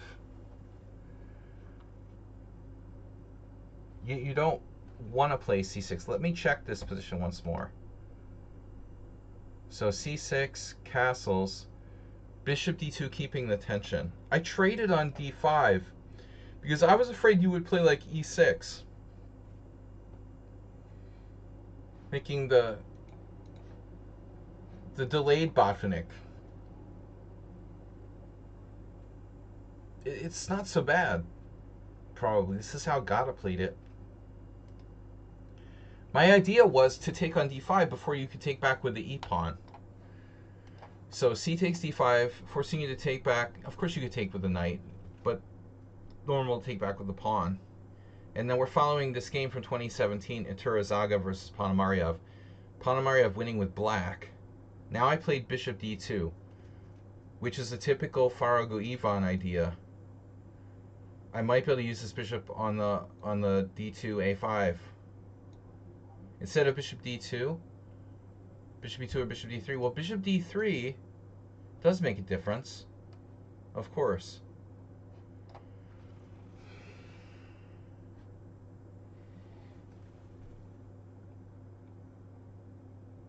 My idea was to play bishop e5, though, as in the game. Bishop d3 has the advantage that, like, bishop g4 can be met by knight e5. White really doesn't have anything here, objectively. But it's a very safe variation. Bishop d2, and now you play knight c6, and so here, there's a couple of games you can see. Halas Tomi, who's a Hungarian IM. Corey, that's a strong player. Gallagher, Joe Gallagher even. Rook c1 was played by most of these players. All the good players played rook c1. Totally normal. Some eventual tempo on the... Yeah, the d3 bishop is exposed to attack. If you get an e5 and then recapture, you'll be like hitting my bishop on... Exactly, Arsenal fan. Weedmaster Joe. Right, right. It's a Weedmaster Joe concept. So I tried something new. I played Bishop E5, and it turned out that Rybka, aka Iveta Rylik, had played, her husband around that time in 2008 had created the Rybka program. So they were doing a lot of analyzing openings with Rybka and using some of its ideas. I played in this tournament where this game was played in 2008 in Hungarian Chess Federation, probably. Um, but it's interesting. Iveta is a very, very aggressive player, and her husband is also a very aggressive player, although weaker than her. Uh, I was surprised to see Iveta play such a quiet variation, um, because she's normally so polarizingly aggressive. It's a really safe line for white. Queen d6. That's an interesting move. That's kind of outside the box. But Duong here playing a6, I mean, that doesn't seem like a great idea. A6 is like, why? Why are you playing a6? I mean, white's clearly willing to exchange this bishop. She's a French player, so I guess her concept is, their concept is playing it like a French with white. Yeah, we're going to damage the pawn structure. What does a6 do for black? Yeah, I mean, well, even bishop g4 might not be worse than a6. Sure. Who knows? Bishop takes f3, bishop takes f. Yeah. Yeah, I mean, definitely. Although, you do have to be careful of this. But, this type of thing like takes. I don't know. Just a little bit of backstory about this structure. I mentioned there was this old game that Rudolf Spielmann played with black. One of his best games against the Hungarian IM, a very old player. I don't remember. The game was like, I don't know, the turn of the century or in the 1910s or something like that, 1920 maybe. But Rudolf Spielmann played a game where he somehow like sacked a piece to achieve like e5, sacked a piece long term on white's center, and white's king was in the center of the board, and Spielmann was just like crushed him with the initiative after sacking a piece. Like, if we could get in e5 somehow, we could blow white away by opening up the game. But anyways, so I played this, and you played knight a5, and that's like better than Duong's move for sure. This is combative, and you're not playing along. You could play the super safe bishop d7, or no, because of knight takes d5. Sometimes there are tactics in these types of positions, but it doesn't look like it works here. I guess you can't play bishop d7. Anyway, it's not very inspiring. So if you can't play bishop d7, and a6 is lame, that leaves the Uber driver move. It leaves the bishop g4. Interesting. But this is combative. I like this move. And now I go to b4. And I don't love it, and I know you're going to get rook e8, which you did. This is very good. a6, bishop e2, and now knight c6 back. By the way, I'm threatening discoveries on the knight on a5. Like, I'm threatening knight takes d5, winning a pawn. So he can't just go like rook e8, I'll just win a pawn here. So he has to deal with it, which means go back. And now my queen has to go to a weird square. And we don't want to be like, Donald Byrne and put our queen on c5. Uber driver, you don't think you're a little obsessed with queen d6, man? So, queen a3. and then obviously the writing on the wall here, rook e8. So that's a big danger, right? Yeah, that's happened to a lot of people, right? Plus you've got the Rudolph Spielman now. If black to move and plays e5 here, black is better probably. So I'm like, okay, what can I do? You know, you're planning on e5. I could play maybe knight e5 myself. But by the way, like what happened in the Rudolph Spielman game was some situation where white was forced to play f4 and then black sacked a piece on e5, I think. This is a very different situation. You know, I might be able to play knight e5. Rook e8. I checked the Lichess Opening Explorer. Let me see. I don't know if there's any games from this position. No. We're out of Lichess Opening Explorer. Oh, interesting. Okay, here there is a game, but white played queen b3, which is sort of stupid. That's like offering a draw. If you play queen b3, it's a draw for by default, you know. So that's funny. There's one game with queen a3. Now there's 3 games. Oh, that's different though. The knight's already on a5. Yeah. White should play queen a3. I was inducing this move. You know, b5. He plays rook e8. And now, sorry, this is the position. This is the right position. Yeah, rook e8. And now I went bishop b5. Even though I know he can and probably will very likely sack the exchange, I did it anyway. But maybe, you know, ultimately, this is a mistake. I don't know. Because I figured black is afraid to pull the trigger on giving up material. You know, so this was kind of a gamble. Amazing exchange sack to me. You know, you might want to have like a fan club with Urdriver, Arsenal fan. Dude, guys, write that down. Arsenal fan has never seen an exchange sack he didn't like.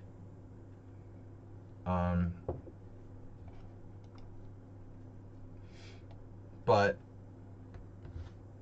I think personally, you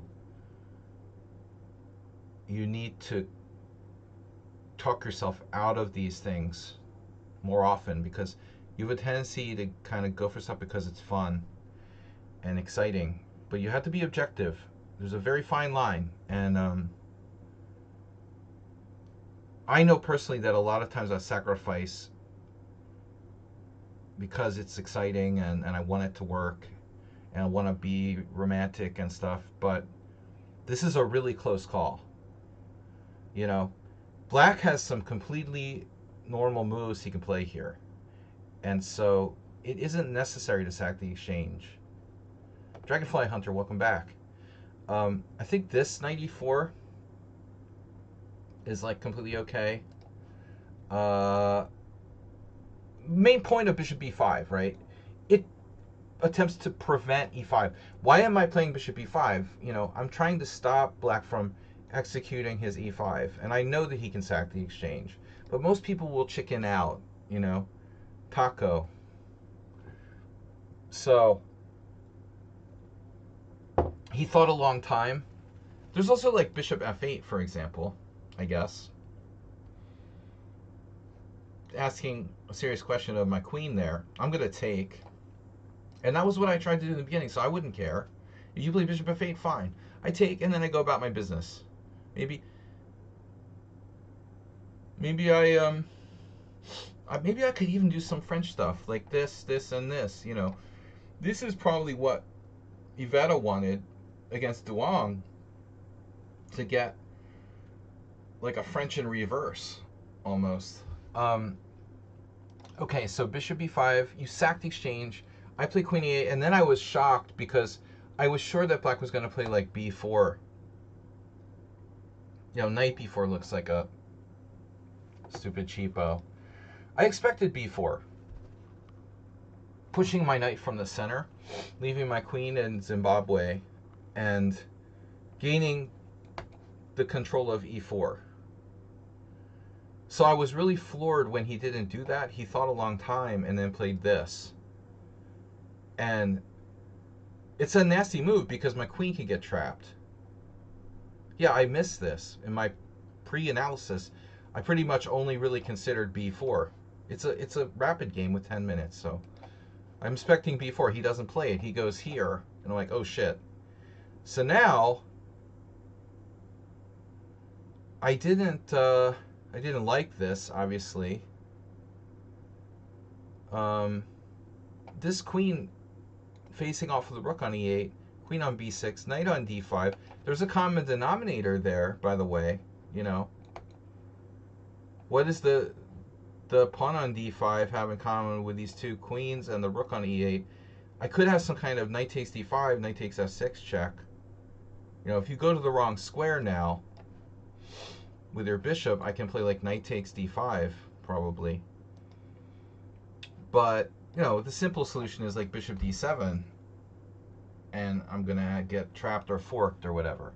But the queen isn't protected, so I played queen a3, escaping. And then when you play b4, I don't know. I didn't find the best move now. I thought I was like lost after this because of knight a5, but I missed something. You know what I saw? I saw this, but I guess I just looked at this and I didn't like this, this, and this. So I guess knight takes d5 somehow. Why would that be any different, right? It's the same thing. Here, knight takes b6, knight takes a1. Well, no, I get an extra pawn in this line. I get the d5 pawn in this line. And then I take, you take, I play king e2. The knight is awkward. Wow, rook c1. I didn't look at this line with the analysis yesterday. And at the end, I'm down a piece. Can I trap your knight? Maybe. I have knight e1, don't I? Wow, knight e1. It's obviously a draw. At the end of the line, there's knight e1. No, of course, my idea was knight a4, you know, but I missed this. The computer found this. I couldn't calculate that far. So that's why I did play knight a4. And this is okay, right? But after queen b5, queen b3, I saw this. I didn't know what you would do. Obviously, I can't castle, so that's kind of an issue. But I'm up the exchange, and I have more time, a little bit more time. But it's not clear what black should do now, you know? The thing is, like, hey, knight a5 doesn't work because this hangs. So what are you going to do, you know? You're down the exchange. Uber driver's like b5 and bishop a6. b5 and bishop a6. Huh? So what is black going to do now? He goes knight e4, and his best move was this.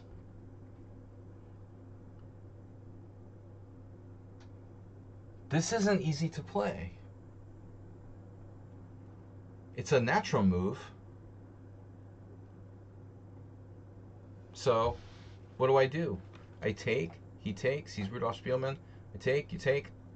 I can't castle. Castle queenside, anyone? Yeah. Looks like I'm in some serious trouble. Can I play like f3 and put my king on f2? Because it's looking like maybe my only option. I don't want to be playing like Norbert Lorand here if I'm white in Hungarian Team Championship. Wow, I'm actually... Oh, b4 is hanging. Oh, wow. Something's wrong. Okay, I did something wrong. Knight take... It wants to sack another exchange. Oh, my God. So in this line, that's why you didn't play it. Yeah, b4 is just hanging. Oh, shit. So I had seen that too. But what we didn't see was this. Oh, my God. Another exchange sack.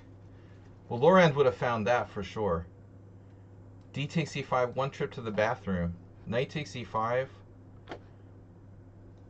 I had this weird game in Hungarian Championship. I don't know. I'll never get over it. The guy has a good reputation, but it was a weird game. Don't go to the bathroom for like 7 minutes, without like, I don't know, telling the arbiter or something. Seriously, it's not good, you know. Okay, knight takes e5. So double exchange sack. Wow. This line is the way to go for black. That was impossible to find in a rapid game. In a classical game, you could find it. So after queen b3, he has to find e5. He played the second best move, though. It's quite good. I have this neat trick, right? And now Redusa blundered and lost the game. It's so sick. I was like, oh my god, he can sack the queen.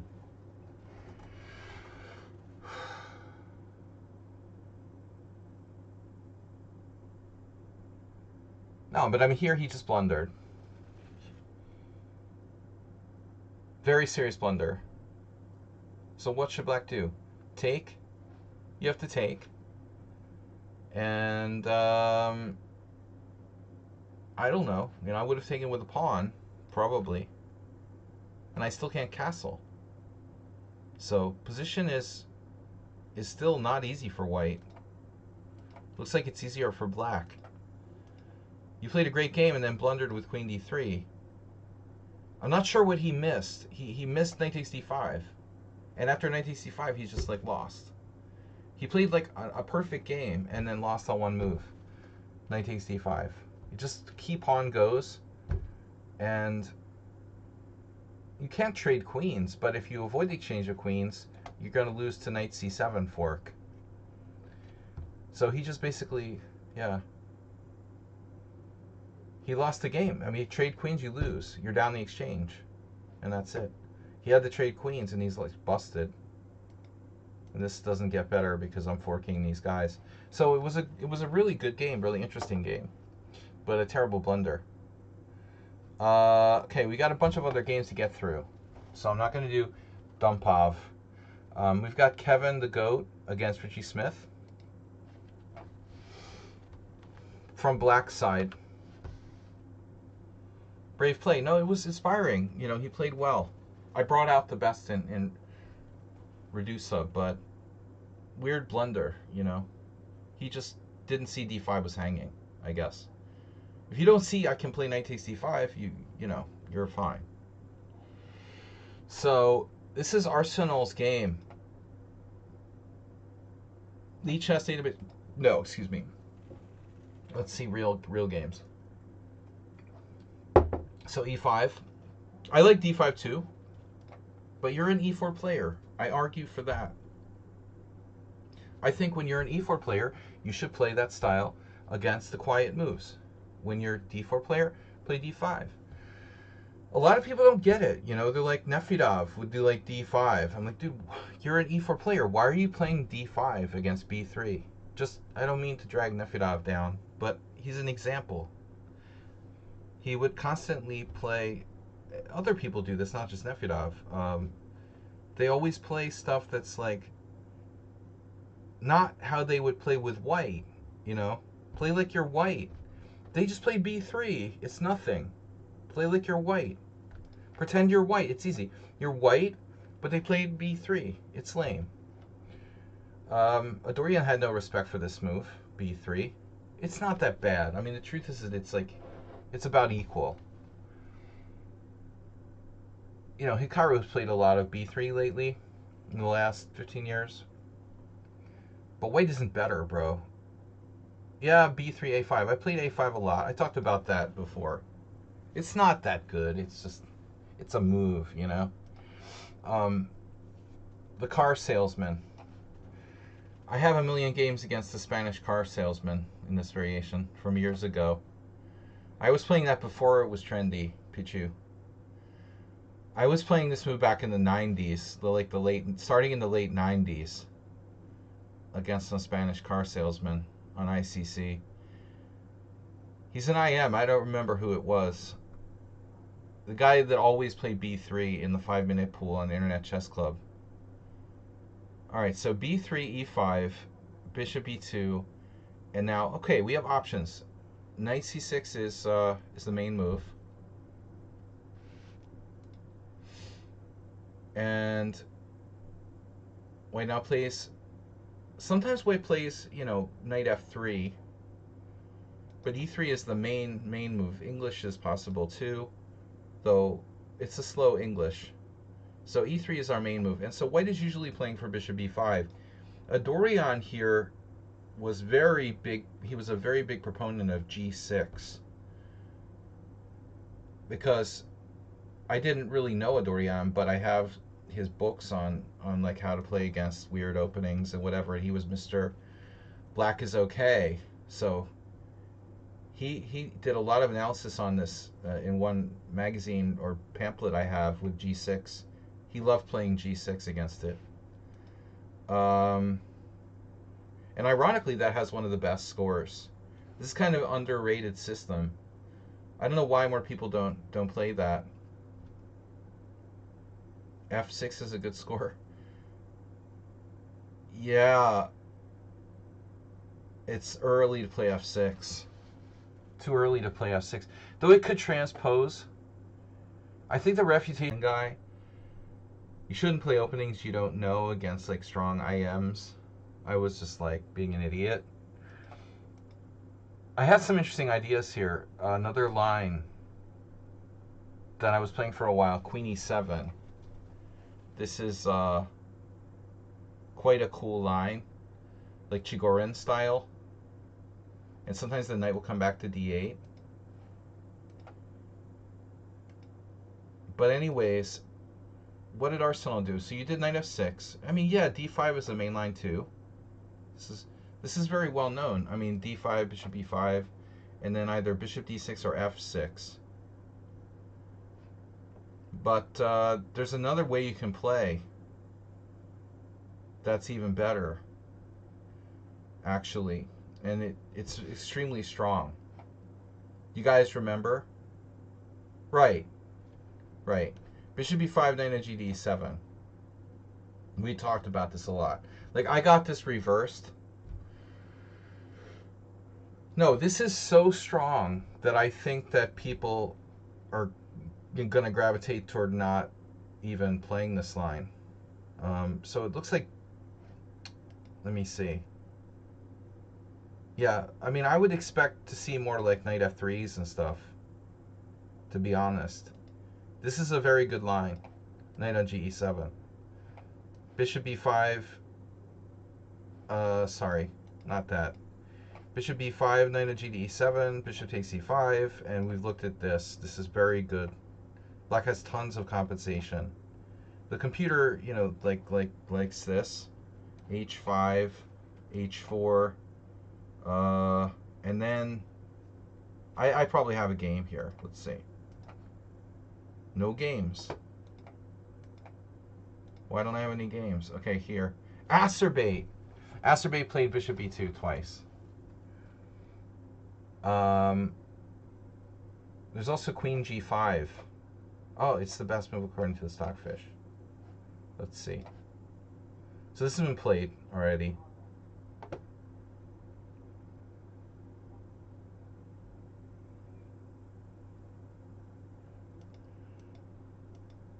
All right. Anyways, that's a good variation, but pretty well known. This is not a secret. Uber driver's never really. He's never on the cutting edge. You're always late to the show. We make the theory here. C4. Your opponent played C4, going into an English. That's a very good alternative. I think it's a better idea. Yeah, the gambit's strong. This is a smart move. C4 is a very smart move. Now, you could play like G6, King's Indian style. Theory ended in 1972. Yeah, with Mama.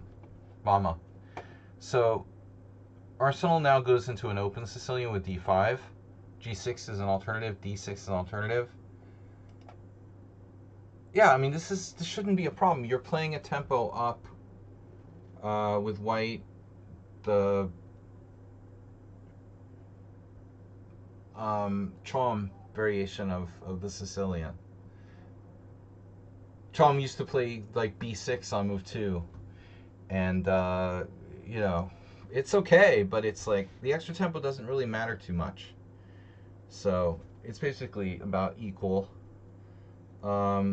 C takes d5, and now if you take with the queen, right? See, white doesn't really want to put the knight on c3 in the Chom type of setup, right? Because your knight's blocking your bishop on b2. It's like a b3 Sicilian. You have a problem. White is a conflict of interest. So it's tricky, you know. I mean, his knight would be better off on like d2 in some cases.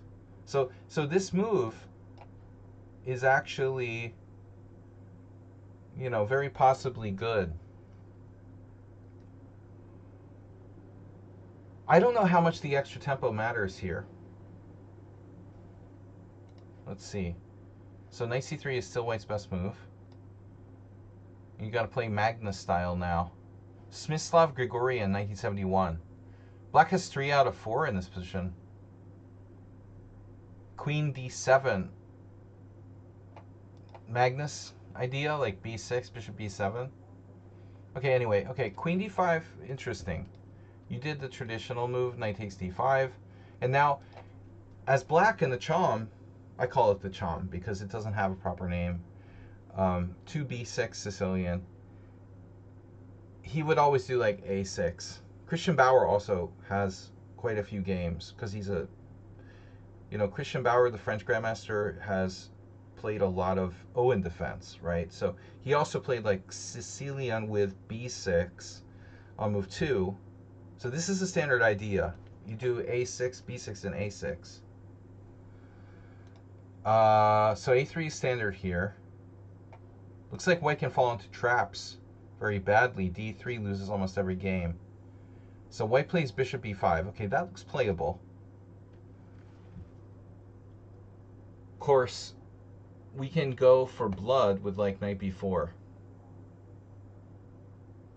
There was this old chess book called, Uber Driver probably remembers, Chess for Blood. Something like Chess for Fun or Chess for Blood, I don't remember. So we play knight b4. Another gambit idea. Okay, yeah, you're getting another gambit idea going on. So knight b4 threatens knight d3 check. How does white deal with that?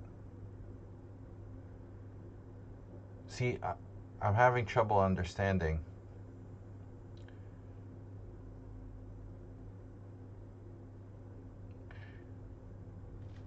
Alexander Lenderman versus Andrew Tate, 2016. No, it's not related to Andrew Tate. That's the Scottish guy, Alan Tate. So I'm thinking knight before d3, bishop f5 would be very unpleasant for white. So how does white deal with this knight b4 thing? The answer is they don't.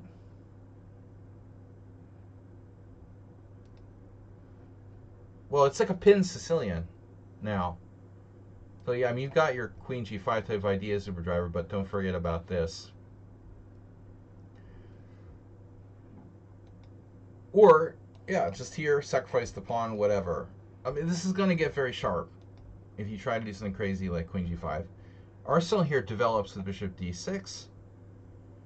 And now white played knight c3.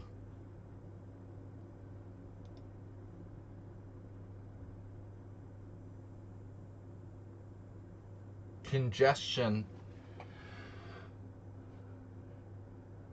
I mean, taking is fine. That's what happened in the game. White doesn't have an advantage.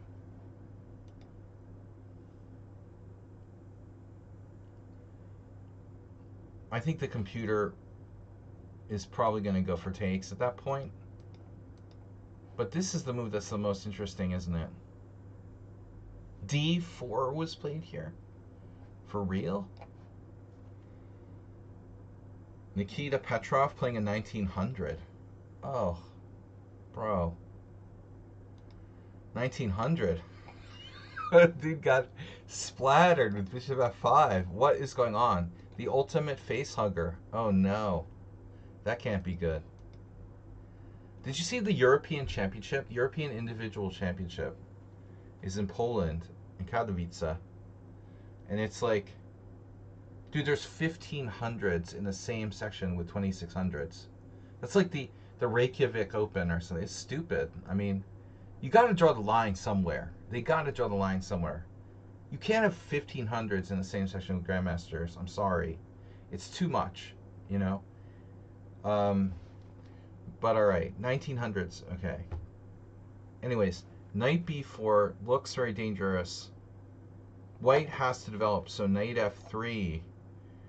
Li Bo here, I beat that guy. Knight f3, and then what? Yeah, make black decide. Check, bishop takes d3, queen takes d3, and now a couple games here. White grabs the pawn. Bishop e5, another gambit. Check this out.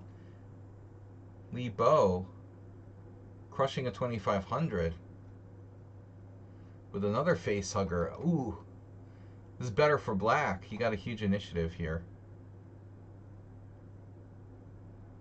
Huge initiative for black.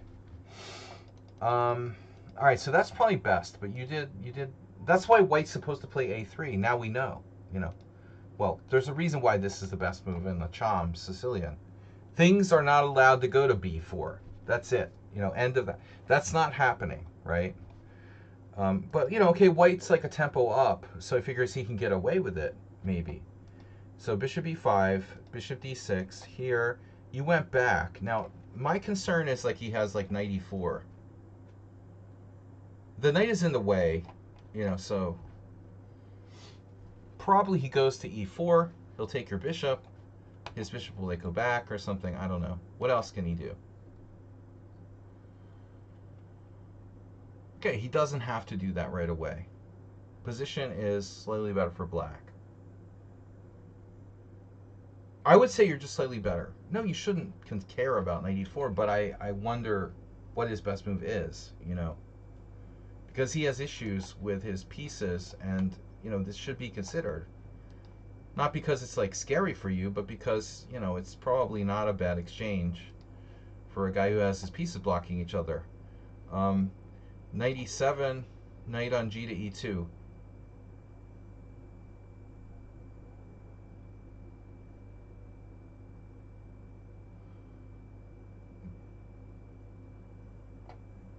What is he supposed to do? d4? Someone said d4. Yeah. Actually, yeah, d4 isn't a stupid suggestion, right? You got a kind of Naka thing going on there. Morales. Sorry. My other Morales. Jim. Jim had so many games with b3. This is actually kind of scary. Okay? So we're not taking on d4, I guess. If d4, taking and let him play queen takes d4? Or are we? Maybe we are. Take, queen takes castles, and now what? Bishop's misplaced on b5, but it's a game. White will have to lose time with that bishop coming back or whatever. So actually, yeah, d4 looks like a sensible thing to do. Do you have anything tricky you can do? Well, I mean, it may be better to just castle, I guess.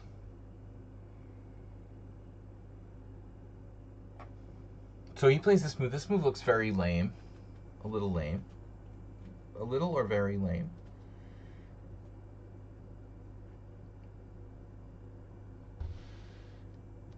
Do we want to consider maybe playing a6 at some point? I don't know. You might want to ask yourself what would Astrobate play. He's definitely going like bishop e3. Bishop c4. For me, this looks weird. I don't know. The knights, redundant knights for white. Not loving the redundant knights. I think I like this d4 better. So castle, castle, then a6, and then white plays bishop d3. If he trades, he's just worse. You know? But he's just worse anyway, isn't he? So where did white go wrong? Not playing d4. He needs to do this now before it's too late. While he can. That's the bottom line. And it's like equal. When he doesn't do that, by not doing that, what does he still have a chance? Maybe this is the last chance to do it like here. Perhaps. But after a6, it looks like you're just better. Okay, so he tries to preserve the bishop. This, I don't know, you know, giving you b5 for free. I'm not sure if you even play it, but there's also knight a5. I don't know. I like the bishop's not being defended here. That's great. Now f5. Uh-oh. Yeah, this looks good. And so f4, he plays f4 himself. And we fold our arms. Okay, f4.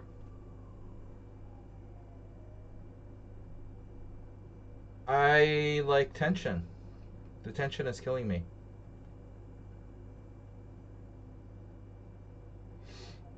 Knight g6 has been suggested, but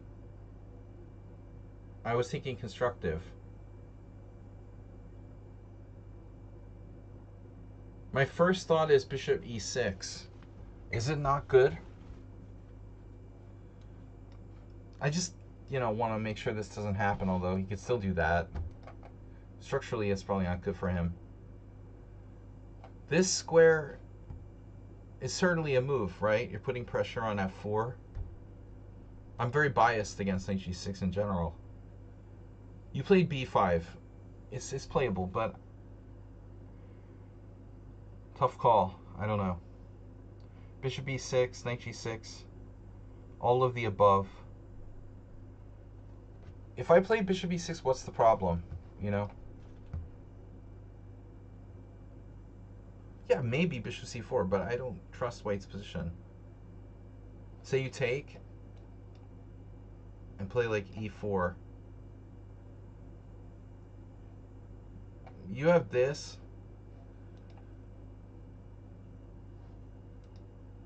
He's still better. Wow, g4. Shit, maybe it's not so bad. Well, all right, then we don't concede. You can keep the tension. True. Maybe we have to keep the tension. Okay, it looks like it's not that bad for him. b5.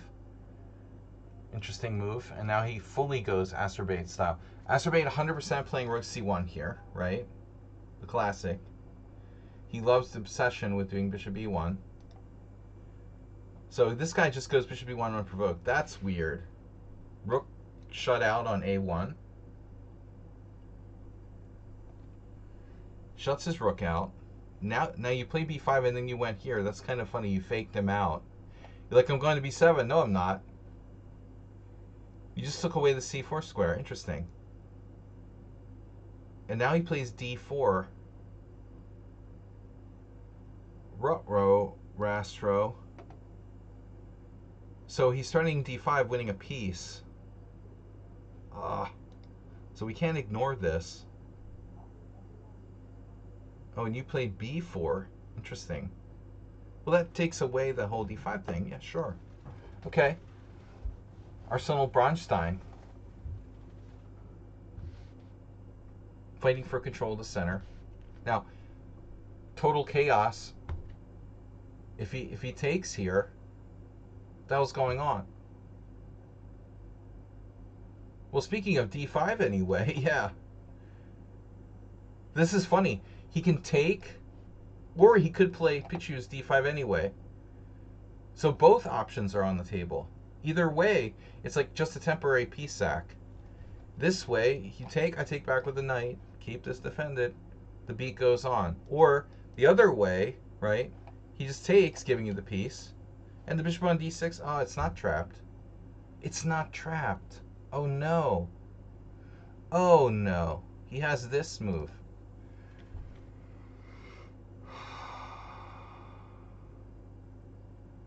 So it looks like this variation may not work for white, but the Pichu variation works. You could play here. And so this is, we can look at this. Takes.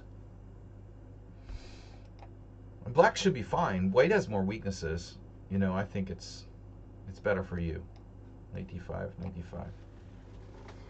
Very compact. White should have slightly more weaknesses, but you have bishop c5, don't you? Yeah. Yeah, I see that. You know, I see that. This is going to be, yeah. Yeah, it's too many weaknesses. This f4 business, you know, it's going to be a problem. You can't do everything. So b4, he's in trouble. Knight a4, and then you got the lockdown here. You got the lockdown with e4. And yeah, you can't like sack a pawn or something. So it's just a very close position. This bishop should open up. You know, there was the other variation where the computer suggested g4. I'm thinking like computer is going to be on about this at some point, but maybe not here. This would be insanely risky, right? There is just g6, but I mean, it's not like there's no risk involved, you know? I mean, it's just the g7, h8 squares, f6, no big deal, you know? Nothing could possibly go wrong here. But this is also really complicated. But I'm thinking like black is still okay. Because ultimately this pawn looks really shady.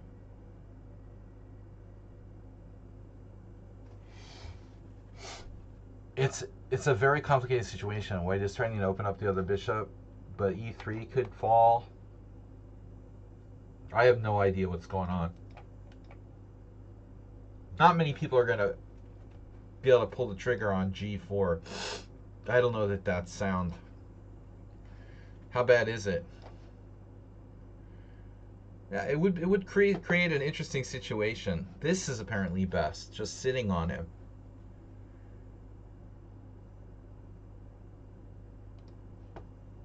Sitting on Hikaru's dog. All right. e4. Now the very lively bishop c2. Regretting that rook thing. Black plays knight d5, sitting on him as we said. Now his queen. Oh my god, that's ugly, right? I liked its diagonal there better. It's only -1. Black is ostensibly better. But you're going to need g5, bro. It's either him or you, you know. Someone's going to need to play g5 or g4. It's the only break in town. And if it's not him, it's got to be you. You need to play g5. And I see you played c5 on move 21. Come on, man. Where's the g5? You're afraid of knight c5 for good reason. But you know what? Maybe we don't take it. We can live with the knight on c5. How crazy is this? I mean, it would be nice to have our rooks connected. Well, we're not going to ever let him open his bishop on b2. That's the #1 priority. If this happens, we're going to play fucking bishop c8 or something. I mean, I am not going to open that bishop on b2. If I play g5, he goes here. I admit, this may not be ideal. Okay. We can prepare it. All right, we need to be thinking about how to do this. All right, let's throw this baby out to like maybe h4 Can we do something like queen h4? Very subtle, right? I want to attack on the king's side. Yeah, Uber Driver's taking knight a7. Knight a7. You're sick, man. I'm thinking queen h4, Uber Driver goes knight a7. Arsenal fan, how the fuck did you play, excuse my language, how did you play c5 in like 7 moves? How does that happen? He played c5? Where? Our only pawn break is g5, and obviously there's some risk involved. How about rook f6? Let's be Judith Polgar. Rook f6 with a very subtle rook h6. Also protecting this. In case of knight here, it's guarded, you know? We can just go here and be like, okay, you can have my bad bishop if you want to. I don't care.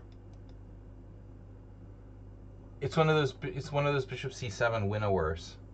His bishop's like, I can't get it anywhere. I'm gonna have to sack a piece on e4. Maybe he'll sack a knight on e4 at some point, you know. Queen e7. This is a reasonable move. Also controlling c5. Rook a c1. And now, oh yeah. But it looks like Arsenal, your position is pointing king's side. So we're all expecting the big g5. You can play it as a pawn sack, you know, by the way. Rook a e8. So I'm saying, like, go here. If he plays, like, knight c5, maybe just go here. And then we're sacking the queen. Oh my god, we're losing a pawn on the queen side. It's like that earlier game. We saw the first game today, where Morales sacked his queenside pawn. So I'm driven to attack on the king's side. But okay, Arsenal plays on the queen side. Knight b8. And this is clearly to come here. Now, Uber Driver's move, not absurd. The knight a7, knight b5, that's creative. Here. There's this square. Now we have no control of c6. Rook a b8. You got rook b5 lift. You did that. Oh my god. This guy should be like banned. Bishop a1. Oh my god. That's sick. That's amazing. That's really amazing. Wow. So it's like he does a lot of puzzle, like, you know, jigsaw puzzles. He's gonna do this, like here. And then basically knight c1 followed by rook here. I have like a sort of rectangle of pieces over there. Like, that's his plan, essentially. All right, rook b5. I appreciate the Lasker, like, you know, bishop a1 to allow for knight d2, or Nimzovich. You know, here, maybe Lasker. Yeah, he's into Tetris. Rook b5, knight b2, that's perverse. This guy must be a French defense player. Seriously. And then, yeah, I mean, I never would have imagined that, like, you would have been playing c5. It's unbelievable. And you were also concerned about the bishop, but look, you secured g7. It's like you're playing a... I don't know, man. I mean, this is really insane. It's about very important concept of attacking the head of the pawn chain or attacking the head of the pawn chain. Do you want to attack the head of the pawn chain or the head of the pawn chain? I don't know, like, which one. The left head or the right head? We can't attack the base. You've got a5, a4 in the back of your mind, maybe. That would be the safer way to go. You could ever play like a5, a4. But this is seriously insane. c5. So here, we don't have c4. And taking on d4 is going to open up a shit show of white pieces, like getting through, you know, the dark squares. But we have squares too. We get to d4, we get to c5. This is insane, man. This is insane. Here, bishop b8. This is just unbelievable. Bishop a7. How are you going to increase the control of that square now? He's got 1, 2, well, a pawn and another knight. So 4 protectors of d4. We're not going to be able to take him out on d4.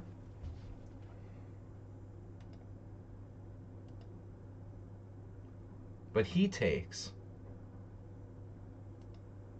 Not satisfied, you know. Because if you go like pawn takes pawn, let's say you go h, whose turn is it? It's his turn. Oh shit. Let's say he goes h3. You play pawn takes pawn, then he has like the perfect geometric pairs set up. You always know it's a master when they have their pieces in little groups. Pieces naturally go to little groups. They're like segregated. But he takes on c5. What's he gonna do? Bring your knight to a powerful square? Alright, I don't know what's happening here. Knight d4, he's forking your other pieces. I'm confused. This is confusing the shit out of me, man. This guy is a genius. I think he played a genius. I'm certainly confused. Arsenal fan, you lost material here. Wow. So this was bad. It kind of looks like you tried to do the impossible to me. You're going to really sack the exchange and it's okay? Wow.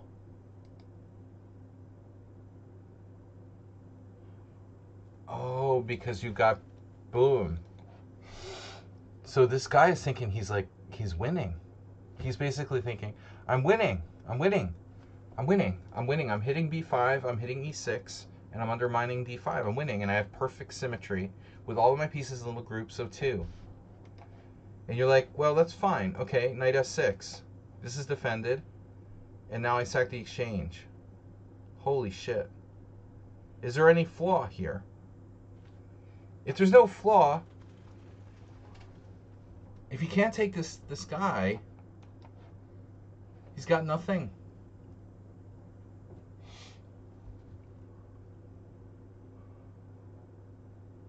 Your rook's defended. This is important. That's defended. He's got nothing special. So the guy's like, oh shit.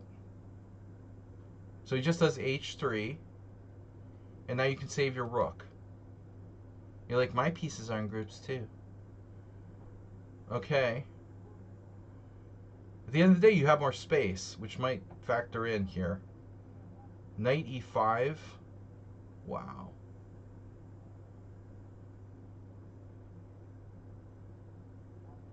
He's not... Yeah, he's turning knight... Yeah, knight c6. So queen e8. You have to take a step back. King h2. It's interesting that he chooses king h2, not king h1. Because you're actually on that, so he's kind of asking for like queen h5 and stuff. This is to be considered. You ended up doing queen h5. Very subtle.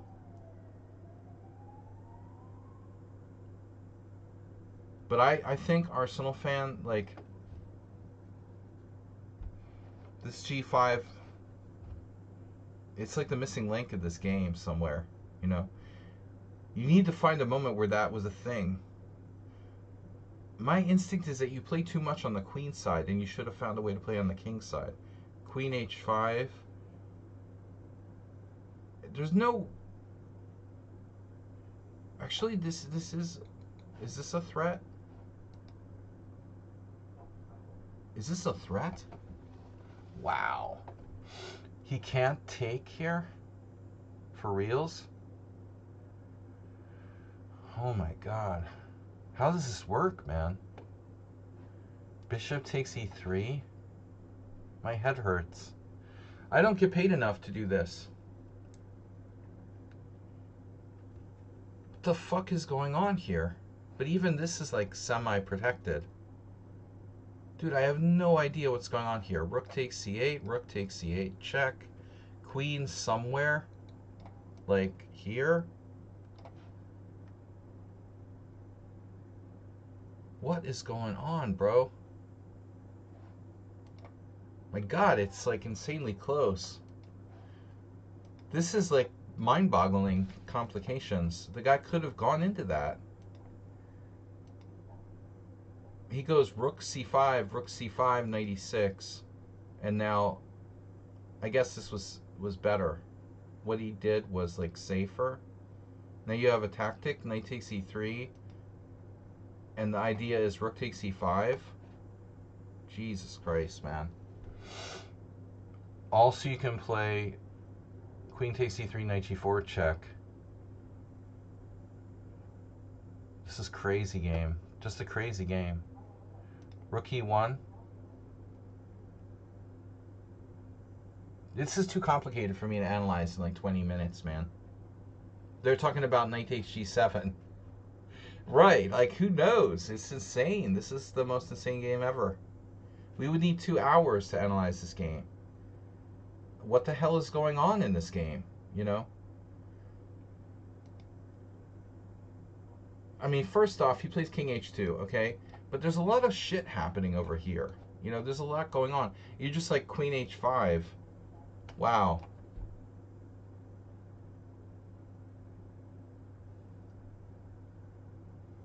It looks like you're like kind of paralyzed. Like you wouldn't be able to get away with this somehow. Boom, boom, boom, boom. An unbelievable move. We gotta watch for like queen sacrifices. Doesn't he have like queen d8 check? Rook takes d8. Rook takes d8. Oh my god, man.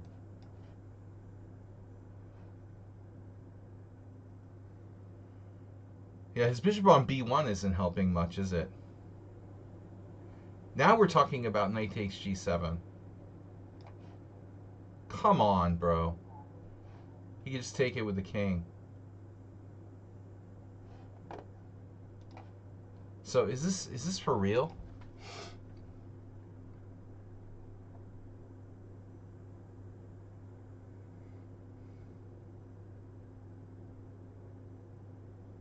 I would have lost on time, you know, trying to figure out what the hell was going on here. Rook e1. Knight on e g4 check. Knight takes g4, knight takes g4 check. King g1. Not to mention king h1.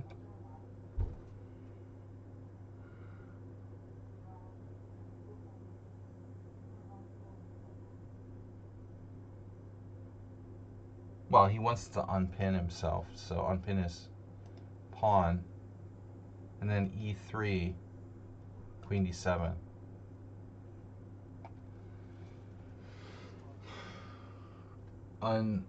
Arsenal unhinged.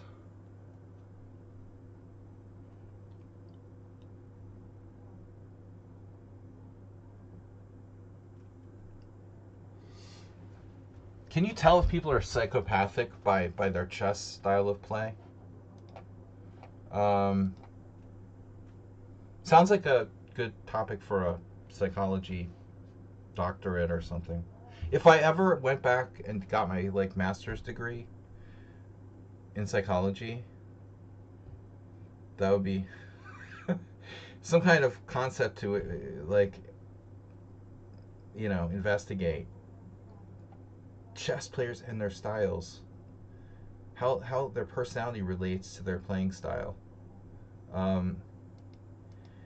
Dude, this game is outrageous. This was outrageous. You went completely over the edge here. So I felt that, like queen h5 was too much, but I wasn't sure because I'm not a computer. But the whole game was kind of like in the queen side, and but my takeaway is that really somewhere, you know, you gotta you gotta play this. Even though he has a bishop on b2, I feel like you should play it on the king's side. You got d5, right? You lock that down.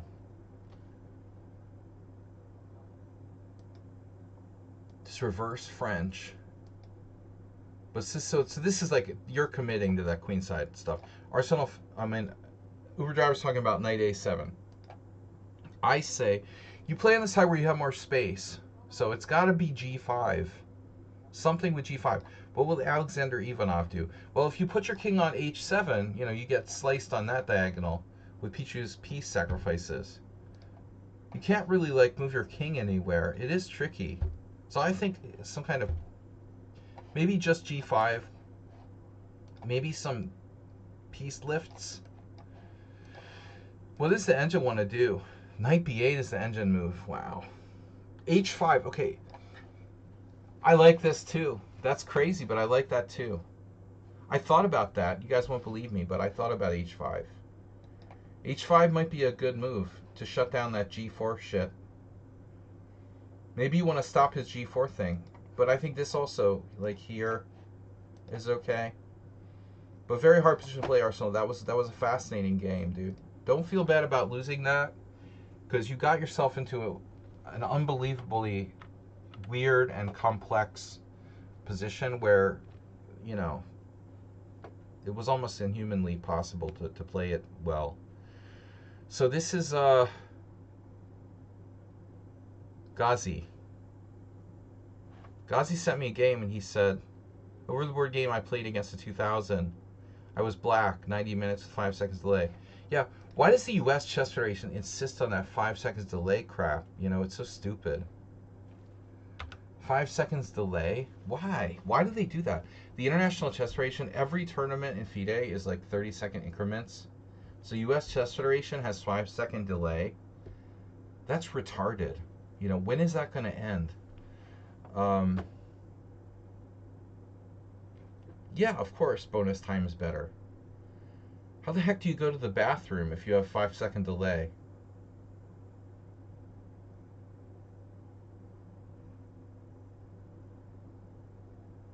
At least with 30-second increments, you could like add them up and run to the bathroom for 2 minutes.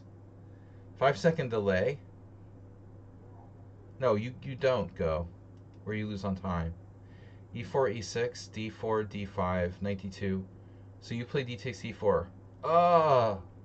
Why? No. This is illegal. You can't play that. That's not a good move. Because we're not George Meyer, and nobody is George Meyer except for George Meyer. So I would think like everything is playable here except for d takes e4. It's the worst option. But all right. Surrender the center. It's fine. Do what you want to do. Uber driver will love it. Saves time. That's what. Yeah, that's true. Yeah, when I first tried to play the French in a couple of games, I had the same idea. I'll just play the, Rubinstein variation because it's easy to learn. But the concession is a massive one. Okay. If you're like new to the French defense, I guess it's a starting basis, but I wouldn't play it as my like lifetime repertoire. That's insane.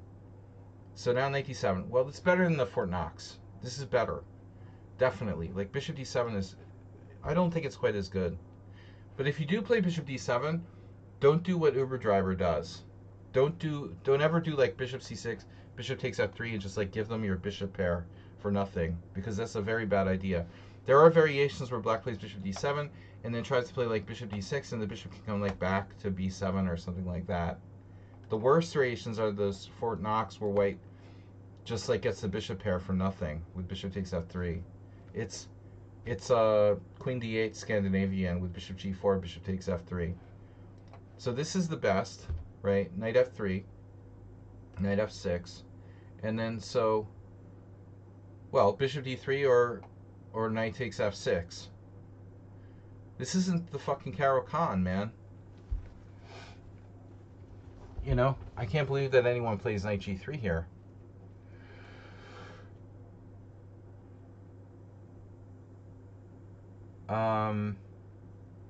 If you don't know theory, maybe he got it confused with the Caro-Kann. Of course, it's a move, but you're asking for h5, h4, right? This is not as good as the Caro-Kann h5, h4 in the knight f6 Caro-Kann. Although I don't know, g5 is kind of weak here. I don't think this is.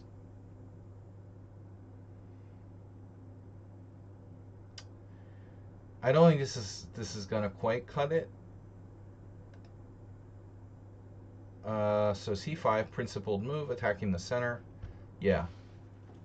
So what is he gonna do, right?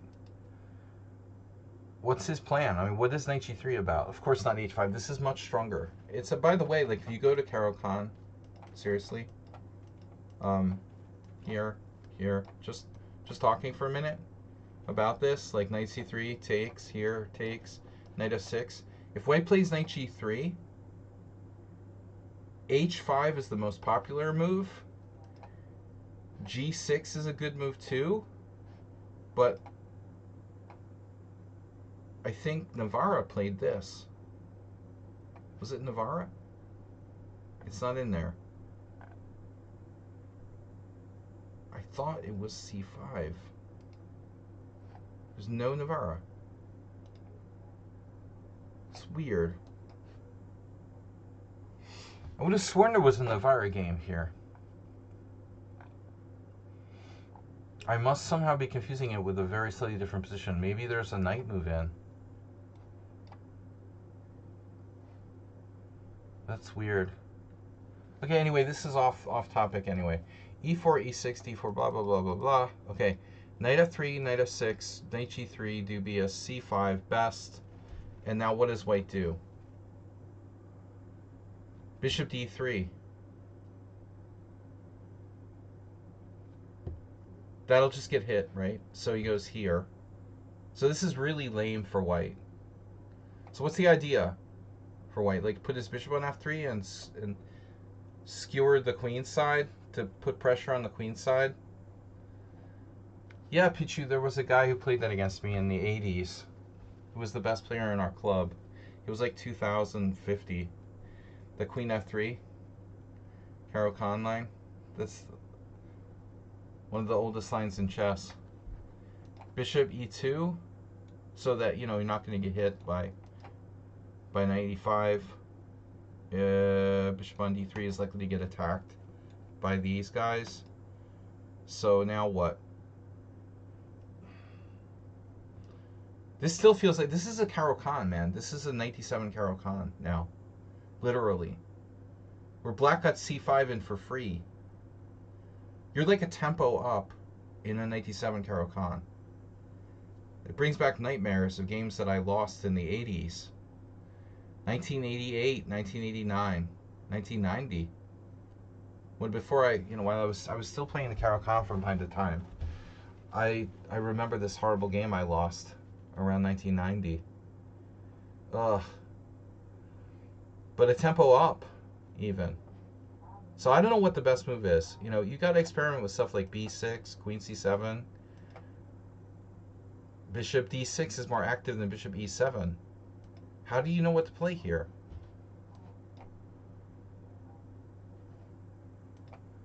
I don't know. Bishop e7 feels a little bit passive. But it's the most common move, of course, because it's safe. This is Caro-Kann style. The 97 Caro-Kanns usually put the bishop here. Queen c7. I mean, it's not like there's a knight coming to b5 to attack you. So this is very passive. Still, it's fine. Castles, whatever. He's doing nothing. Castles, and then b3. Okay. Spassky is playing white.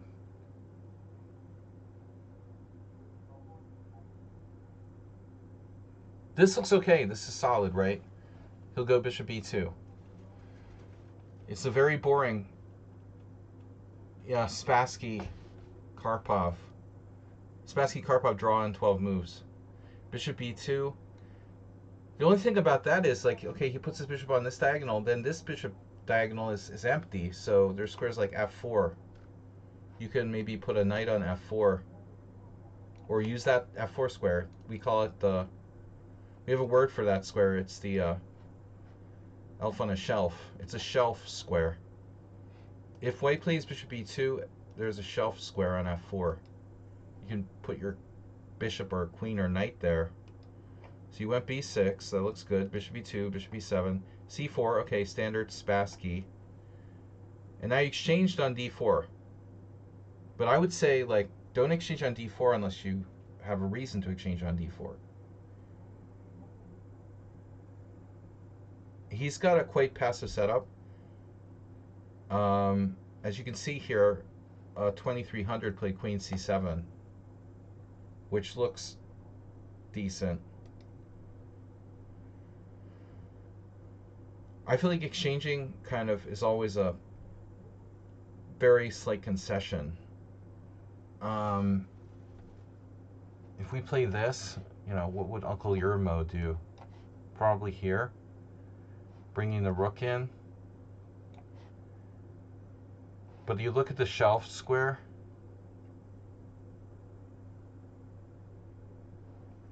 So I think this is a slight inaccuracy, probably not a big deal.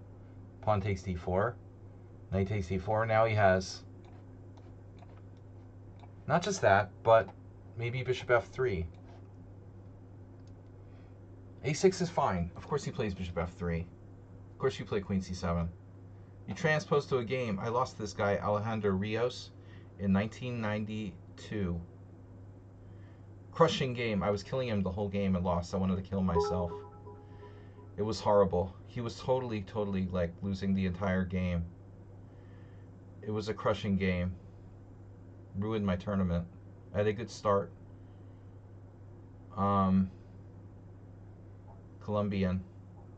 So we got a donation. Wow, Chess Zebra used one bit. Don't spend all your money in one place, Chess Zebra. You're on the leaderboard now. Yeah, so you played a little passively, you know, and it's not necessary to do that. I mean, look at his pieces. These are kind of constrained, right? Look at your bishop. Your bishop is great. So when he goes c4, I like this other dude's move much better.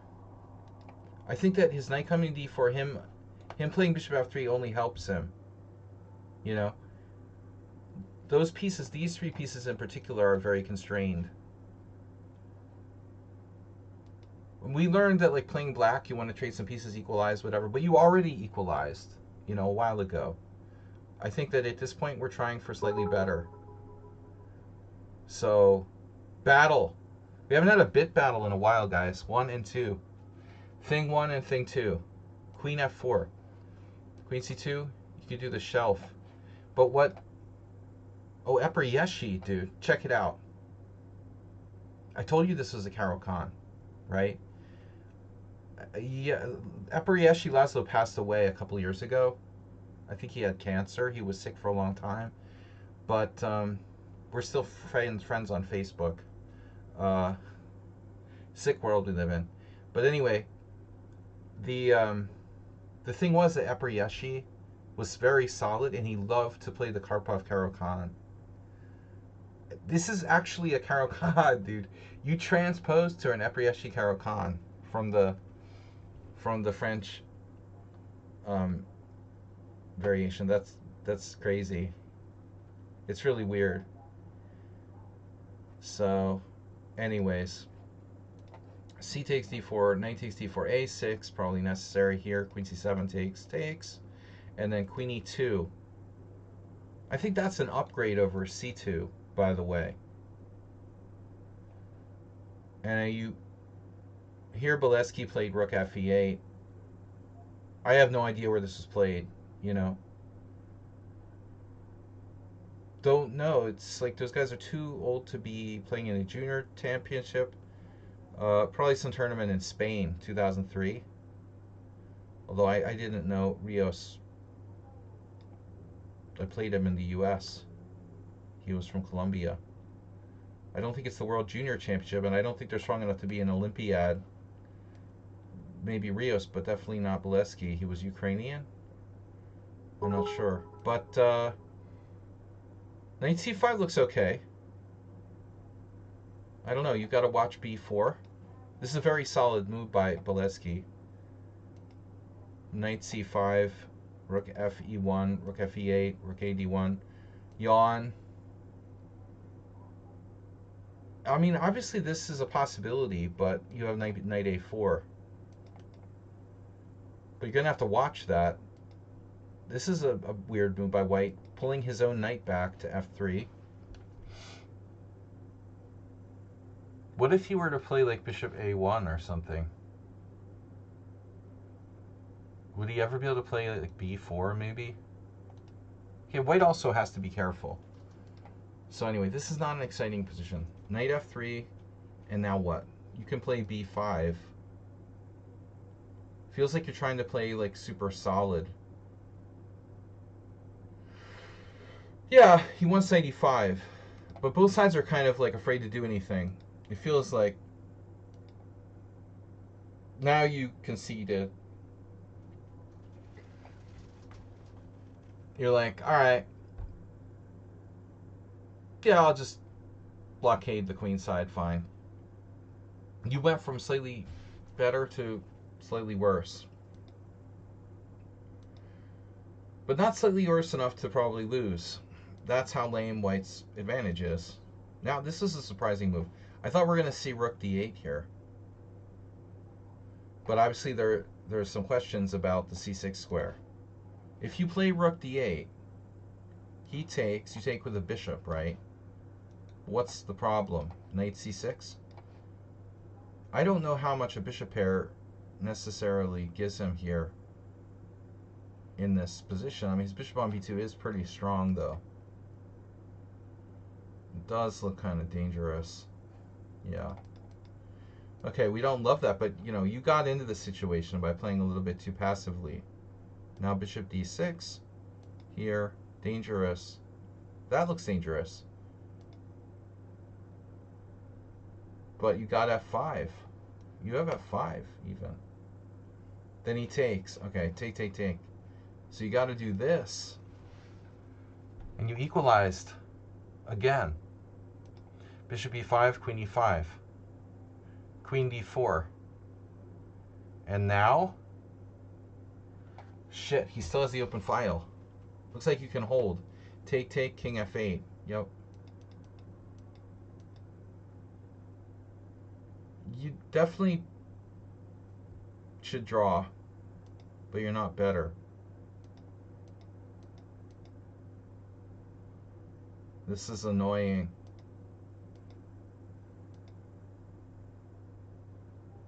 I don't know, g6 isn't bad. And the knight endgame. Yeah, I mean, this is going to be sharp, a knight endgame. But I don't know if you have a choice. So, looks like it should be a draw. Do we have a chance to play more actively here? You should play knight c5 check while you have the chance, no? This doesn't seem good. Let him play b4. You should play knight c5 check now. I guess. Then when he plays b4, okay, fine, but your king will get to d6. You should be perfectly fine. I think the problem is, like, we can't have both of our pieces on d6. And if you put your king on d6 and he plays b4, well, where's your knight going? You know? That's an issue. You maybe found a way around it, like knight d8, but I think it'd be simpler just to play knight c5 check here, put the king on d6, and then have the knight drop back to like d7 or something like that. Here. b4. Okay. You don't exchange. Interesting. I would exchange. I mean, I don't know. He has an outside pawn. There's really no way you're better. You did end up doing that. I think you should exchange pawns. I don't know.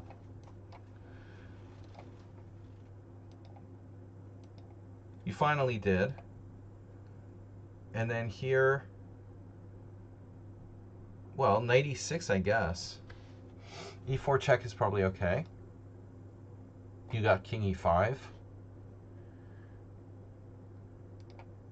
Oh, he has f4 check.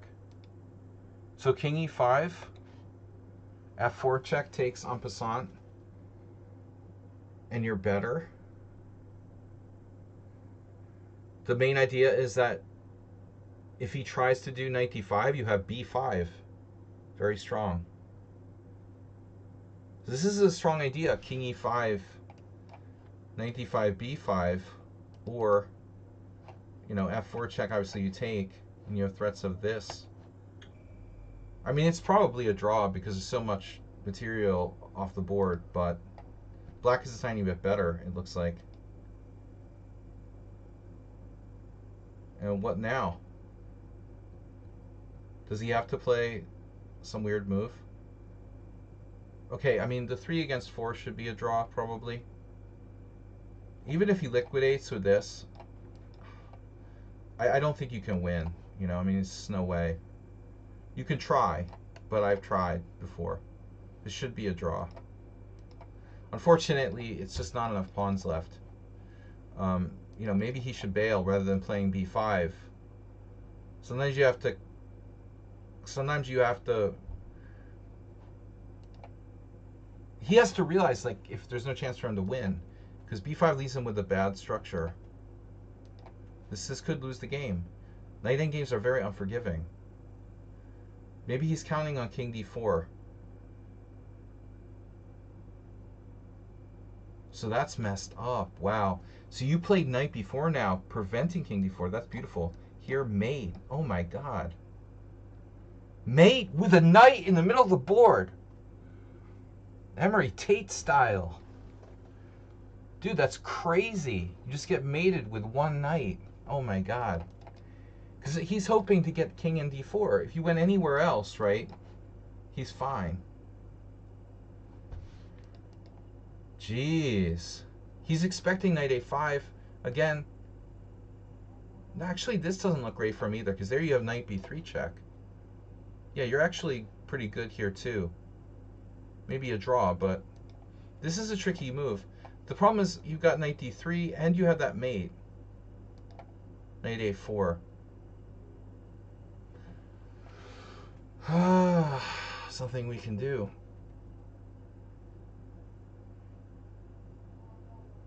There could be some crazy variation where you could sacrifice the b6 pawn temporarily, but it's dangerous because he's going to have this pawn running down.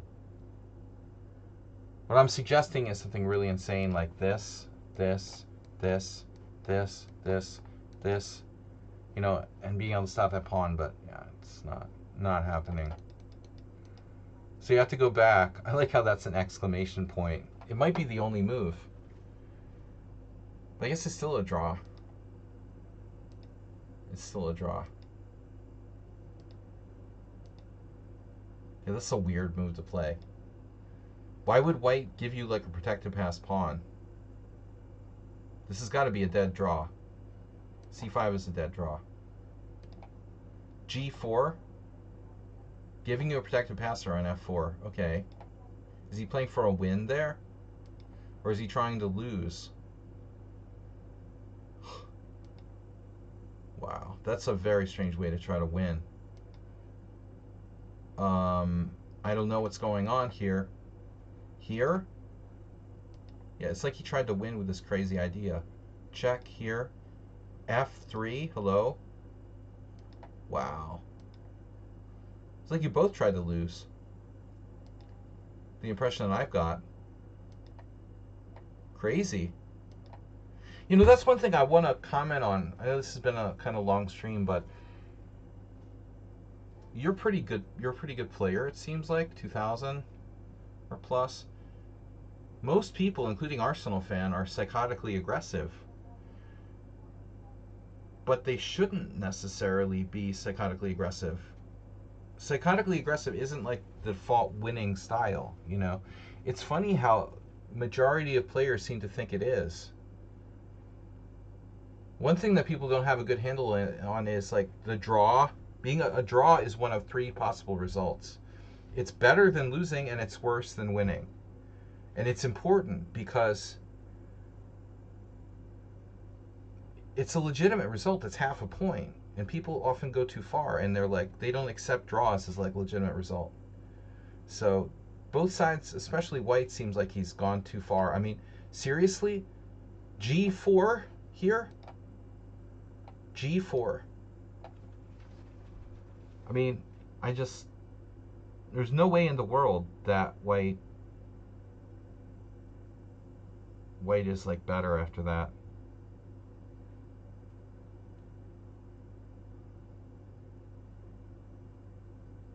I mean, maybe on some deep level it's a try. If he has low time. F4 is the best. The computer wants to just liquidate with C5.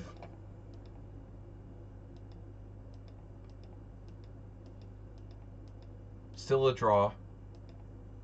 This is going to get very sharp now. Can't you like queen your pawn? There's going to be a problem, isn't there? Well, knight e4. Here, check. Knight e4. I was looking at knight e4. So how dangerous is this?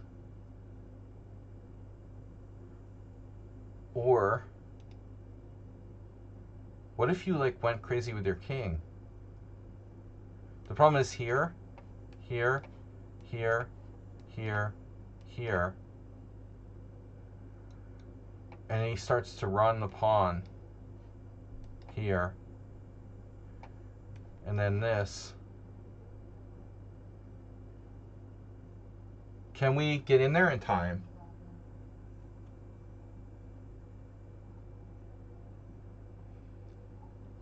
Well, maybe we could try knight e4. But it's going to cost us time. He's got h4. Let's see. Well, he also has this. I guess that doesn't do anything. What do you guys see? The engine? Knight e4. But king c7 is also a draw. So both lines are legit, man. This is a very interesting line. King d6, king g5, king e5. My line is a draw too. That's a very sharp line with a lot of calculation. And interestingly enough, this is also a draw. King c7, king h6, knight e4. Well, both. Yeah, I think they all work. Like all the lines according to the engine were draws. It's funny. Okay, the guy gets credit for trying something crazy with the g4. A lot of people could have messed this up. But this knight e6 is a bit passive. Is it good enough?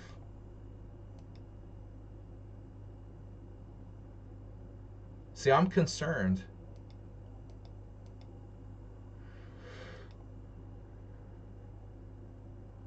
That knight e6 ends up getting like attacked by his king. And we're not going anywhere with king d7, so you really need to go up. Obviously, he's going to cut you off anyway now. So, this is a problem. You know, we have a problem. That's why, well, knight e4 was better. But I still like my line best because it's none of that nonsense, you know. Okay, let's see if your line works. King takes, knight e4. But now we're slower. See, he's getting here, right? King d6, king f5. Okay, so this hinges on this, which looks really dicey to me.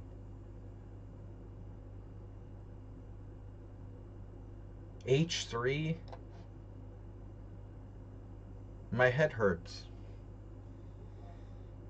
Don't queen the pawn. That's scary. This is really scary. I don't know what's happening. Am I playing for a win or a loss? Knight f1, knight f1, king g5.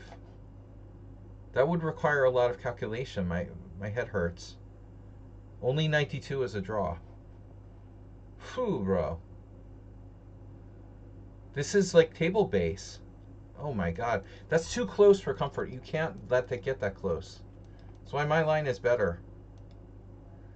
Seriously. My line is better. Always activate the king. King is always first. King c7, king here, king here. This way you could force a draw on your terms. King here. You cut him off, and you're coming up and you're hitting his knight. So what's he going to do? I think maybe king h4, king e4, knight f1, king f3. You're cutting him off again. See? You're going to shoulder his king away. The point is that we're going to force a draw. We're not going to like pray for a draw. We're going to be able to force the draw. g5, king g2. And then you've got a decoy. g6. This is obviously a walk in the park. Knight takes d2, g7. No. Anyway, if you can calculate far enough, you want to go for the line that you have obviously the ability to draw by force. Not like, oh, can I hold on with that, one variation which is in the table base. So anyways, it got pretty crazy here.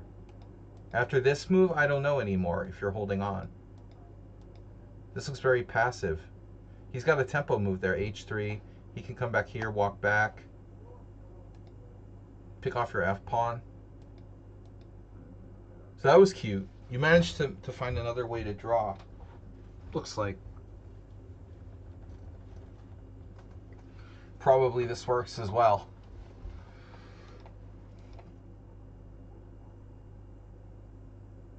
King d4? Really? You can't take on c4? I don't get it. That's weird. Why would you go there? It's the best move. I mean, isn't it just a draw anyway? Okay, he has a limited number of moves. Really?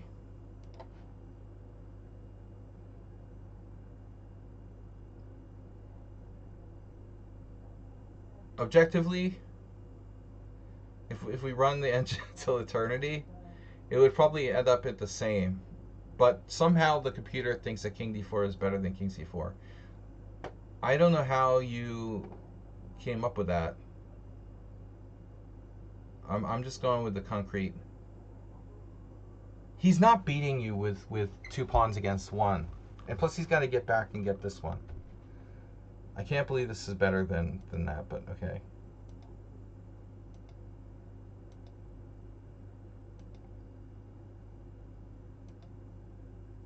And this is a weird moment to end the game, though. Oh, you see you're taking... Oh, you're taking on it. Yeah, you're taking the pawn. Okay, yeah. Never mind. King takes g5 check. King f4 winning. Oh my god.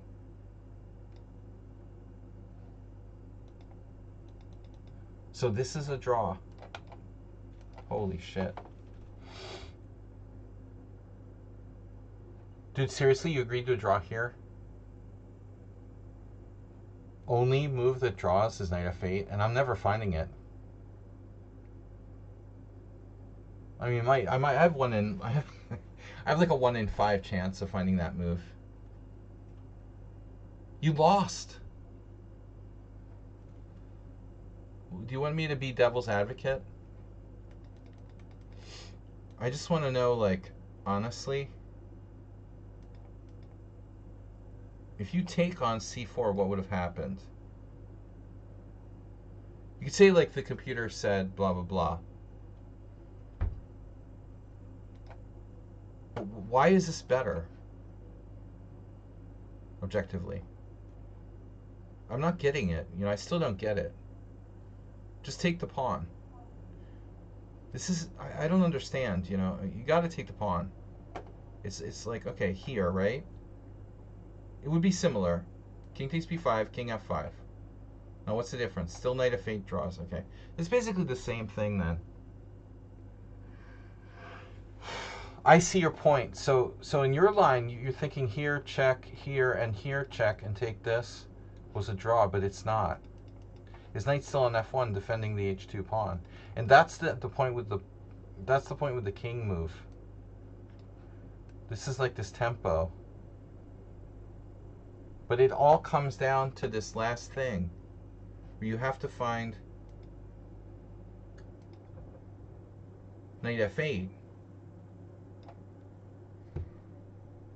You have a b pawn. You know, I mean, this is serious. He's got to stop that pawn. How is he going to stop the pawn? But I mean, it's very easy to go wrong here. Knight g7 check. There's a very tempting move, but it's kind of a target. f8 is also a target, but it's far enough away. So after king takes g5, you're coming back. He has two connected passed pawns, but what's he going to do? Only king c4 is... I don't believe it. Wow. No way.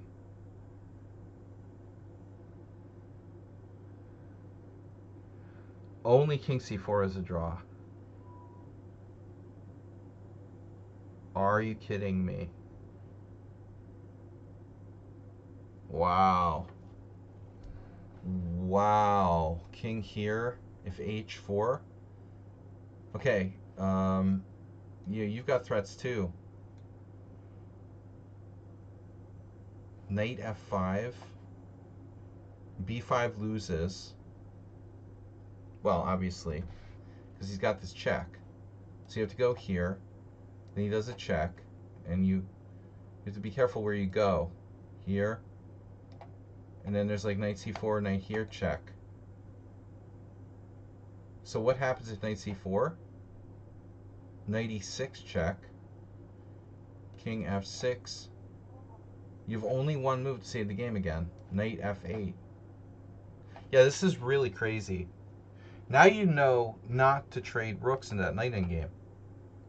Wow, this guy deserves credit for playing the counterintuitive move g4 at the end of the day, which the engine didn't like. But I have a question. You know, now we got sucked into playing f4. Was it a mistake? What if all along, like, it would be better just to, like, take on g4? Is this a draw? Is what I'm wondering. Now you just both have, you know, you're going to give up one of these pawns. You think f4 is the only draw? No. F takes g4 is a draw. King takes g4. So the argument might be made here that it was safer to go this way, leaving less pawns on the board. f4 was totally what I would do too, automatically, but this may have been simpler, you know, ultimately. Knight d3. King takes g5. Knight e5 attacking his pawn. And now you're threatening this fork here. It's easy. This is easy. Yep. f4 is also the computer's choice. But it looks like ultimately this would have been a safer move. All right, interesting game. So last one, Iatan. We got Iatan. Black against GM Philippines. Philippians. Is that like a biblical, like, first Philippians?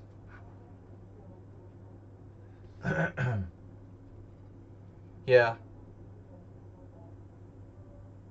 If you're low on time or something, yeah. You could calculate the way through pawn takes pawn check. First Philippians. This is his new account. 2100.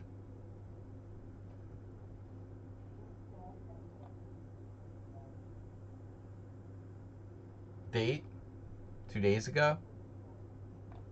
In-game analysis. You got to play First Philippians. All right.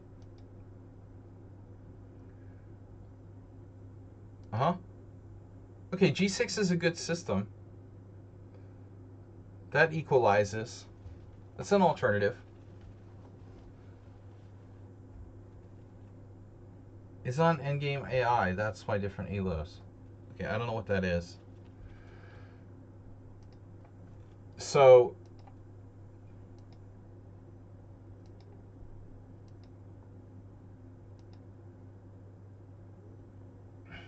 excuse me? Yeah, that's a really bad move. Thank you very much. You could even take with the pawn.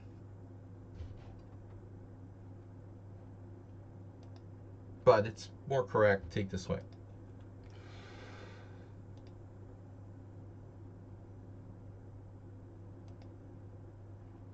You know, I don't see anything wrong with bishop g7, but there's no reason why you have to play it right away. Like, ultimately, you probably will. But I think if you look at the position scientifically, right, you have a chance now to kind of maybe get more aggressive in the center. And so playing this move isn't necessarily best. I think here's your chance to kind of construct the type of pawn structure you want to play. If you feel comfortable, maybe c5, for example, enhancing that dark square control. It should probably they them. There was a tournament with prize money. Okay, so d4. But you did c5. This is a good move. And now d4. And now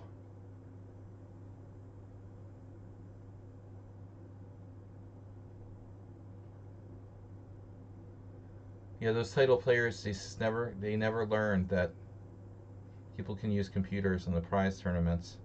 So d4.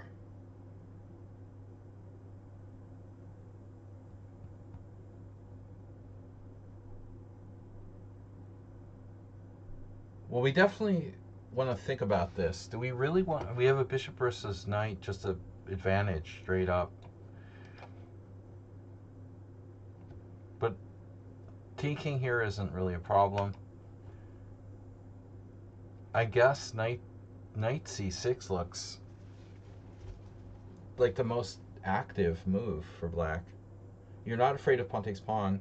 You're not afraid of d5. Ultimately, I think this is your best move. You put your knight on d7. It's extremely passive. This is a serious mistake. Why do that? You know? I mean, you're still fine. You still have fine position. You have to play rook b8 and then b5. But I think this is probably better, objectively. If you're playing a low-rated player and then they like you're afraid they're gonna draw, maybe. But play for a draw. Still, you have the bishop pair. Knight d7, okay, and now e4. Now it's like a London. See, if you put your knight on c6, you'd have too much pressure on d4 for him to do this. Just to illustrate, if I go here, he goes here, I can play like pawn takes pawn, and this. And now what's he going to do? Or even like bishop g4. So it's game over. He's able to play e4 because you didn't put enough pressure on the center. This is a much different move. Very risky. So now e4, cd4. Okay, that's fine. And now rook b8. Yeah, this is fine. And now knight c3. And now, okay, you have like kind of a hippo. And you're fine. You know, this is really good. a6 isn't necessary, you know.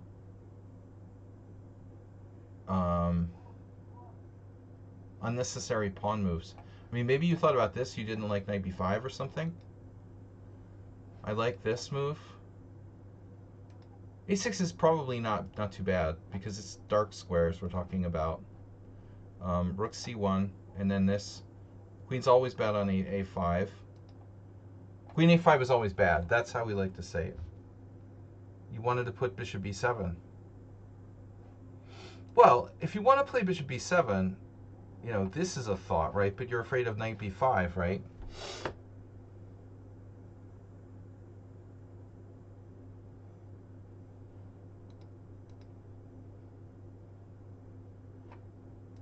But again, I could ask you, you know, if you wanted to play bishop b7, why are you playing queen a5 here?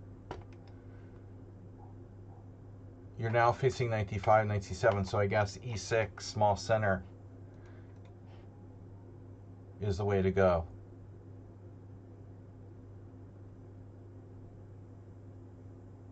He's not going anywhere, right? After e6. If we play b6, he can play knight d5 or b5. So we stop him from going to d5. We keep this in reserve, and we're better. I don't like queen a5. You're on some sort of weird fishing expedition. Rook e1. And again, probably e6. You want to keep a fluid position with the two bishops. Not commit the center. Like, you don't want to be playing like e5 or something.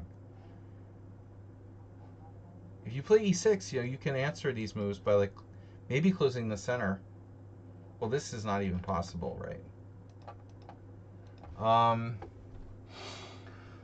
That's the point of queen a5. Okay. There's some benefits. You stop playing d5, but I don't think it's necessary. Yeah, you do have a problem with your knight. I never think you should have put the knight on d7. Queen a5 here, okay. This is bad. And then e5. And now? Well, now we have some issues. Now you have some problems. He's steadily taking like control of the center. It looks like white is suddenly better on all four central squares.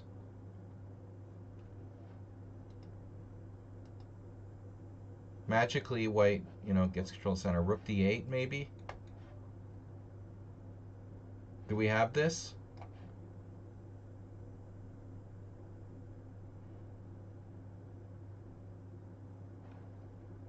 Probably.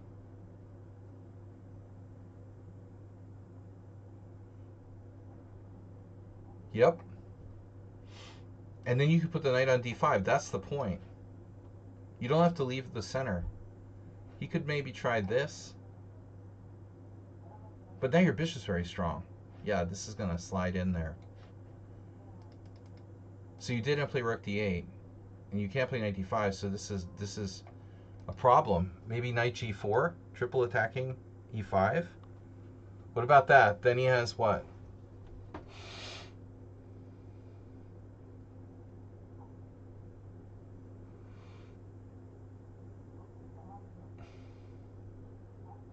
You're going to lose to some kind of distractionary b4 tactic. Like, check this out. If h3, knight takes c5, knight takes c5, bishop takes c5, what happens on like b4?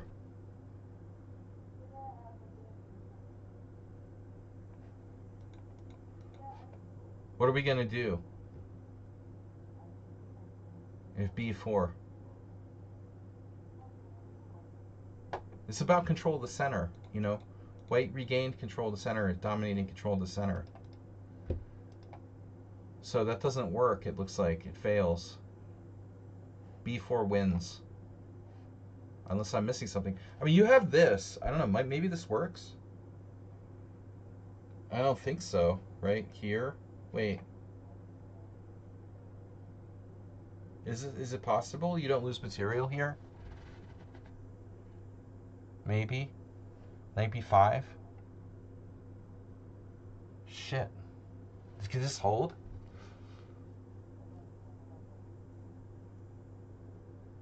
White is certainly better, but let's check with the engine. Yeah, it hangs on. Wow. Oh my god. Yeah, so h3 doesn't work. This is cool. His best move is b4 right away. Oh no. b4 right away. That's cool. Reverse the order. Larry Christensen used to say that. Reverse the order. That's the best move. Knight d7. You're going to clearly allow some e6 things. here. Control the center. All 4 central squares. Straight to the center, all 4. That's all you need to know. White controls all 4. And the fact that you have the bishop pair or whatever doesn't matter. He even has like rook takes c7. And they rook takes c8 and they take c7. Here. Check. And you lose your knight. But you know, it's interesting how you went astray in that game. You know, it all starts around move 12. You've got absolutely slightly better position, and all you need to do is just play like e6 or something, and you're playing the Kramnik like hippo with 2 bishops, and you're fine. All right, guys, thanks for tuning in. Good stream. We'll see you tomorrow for some blitz around 1 p.m. CEST. Thanks everyone for joining for the interesting games. Uber driver, say hi to Mama for me. And Chess Eber, thanks for resubscribing on Prime, 36 months. And Mr. Coffee with 3 bits. Mr. Coffee, see you tomorrow. All right. Thanks guys for the games, some fun games today. And Friday, Blitz stream tomorrow, 1 p.m. around. And Sunday Simul as always, Sunday evening, 6:30 p.m. CEST, Central European summertime. Blah. All right, guys, take care. Hey.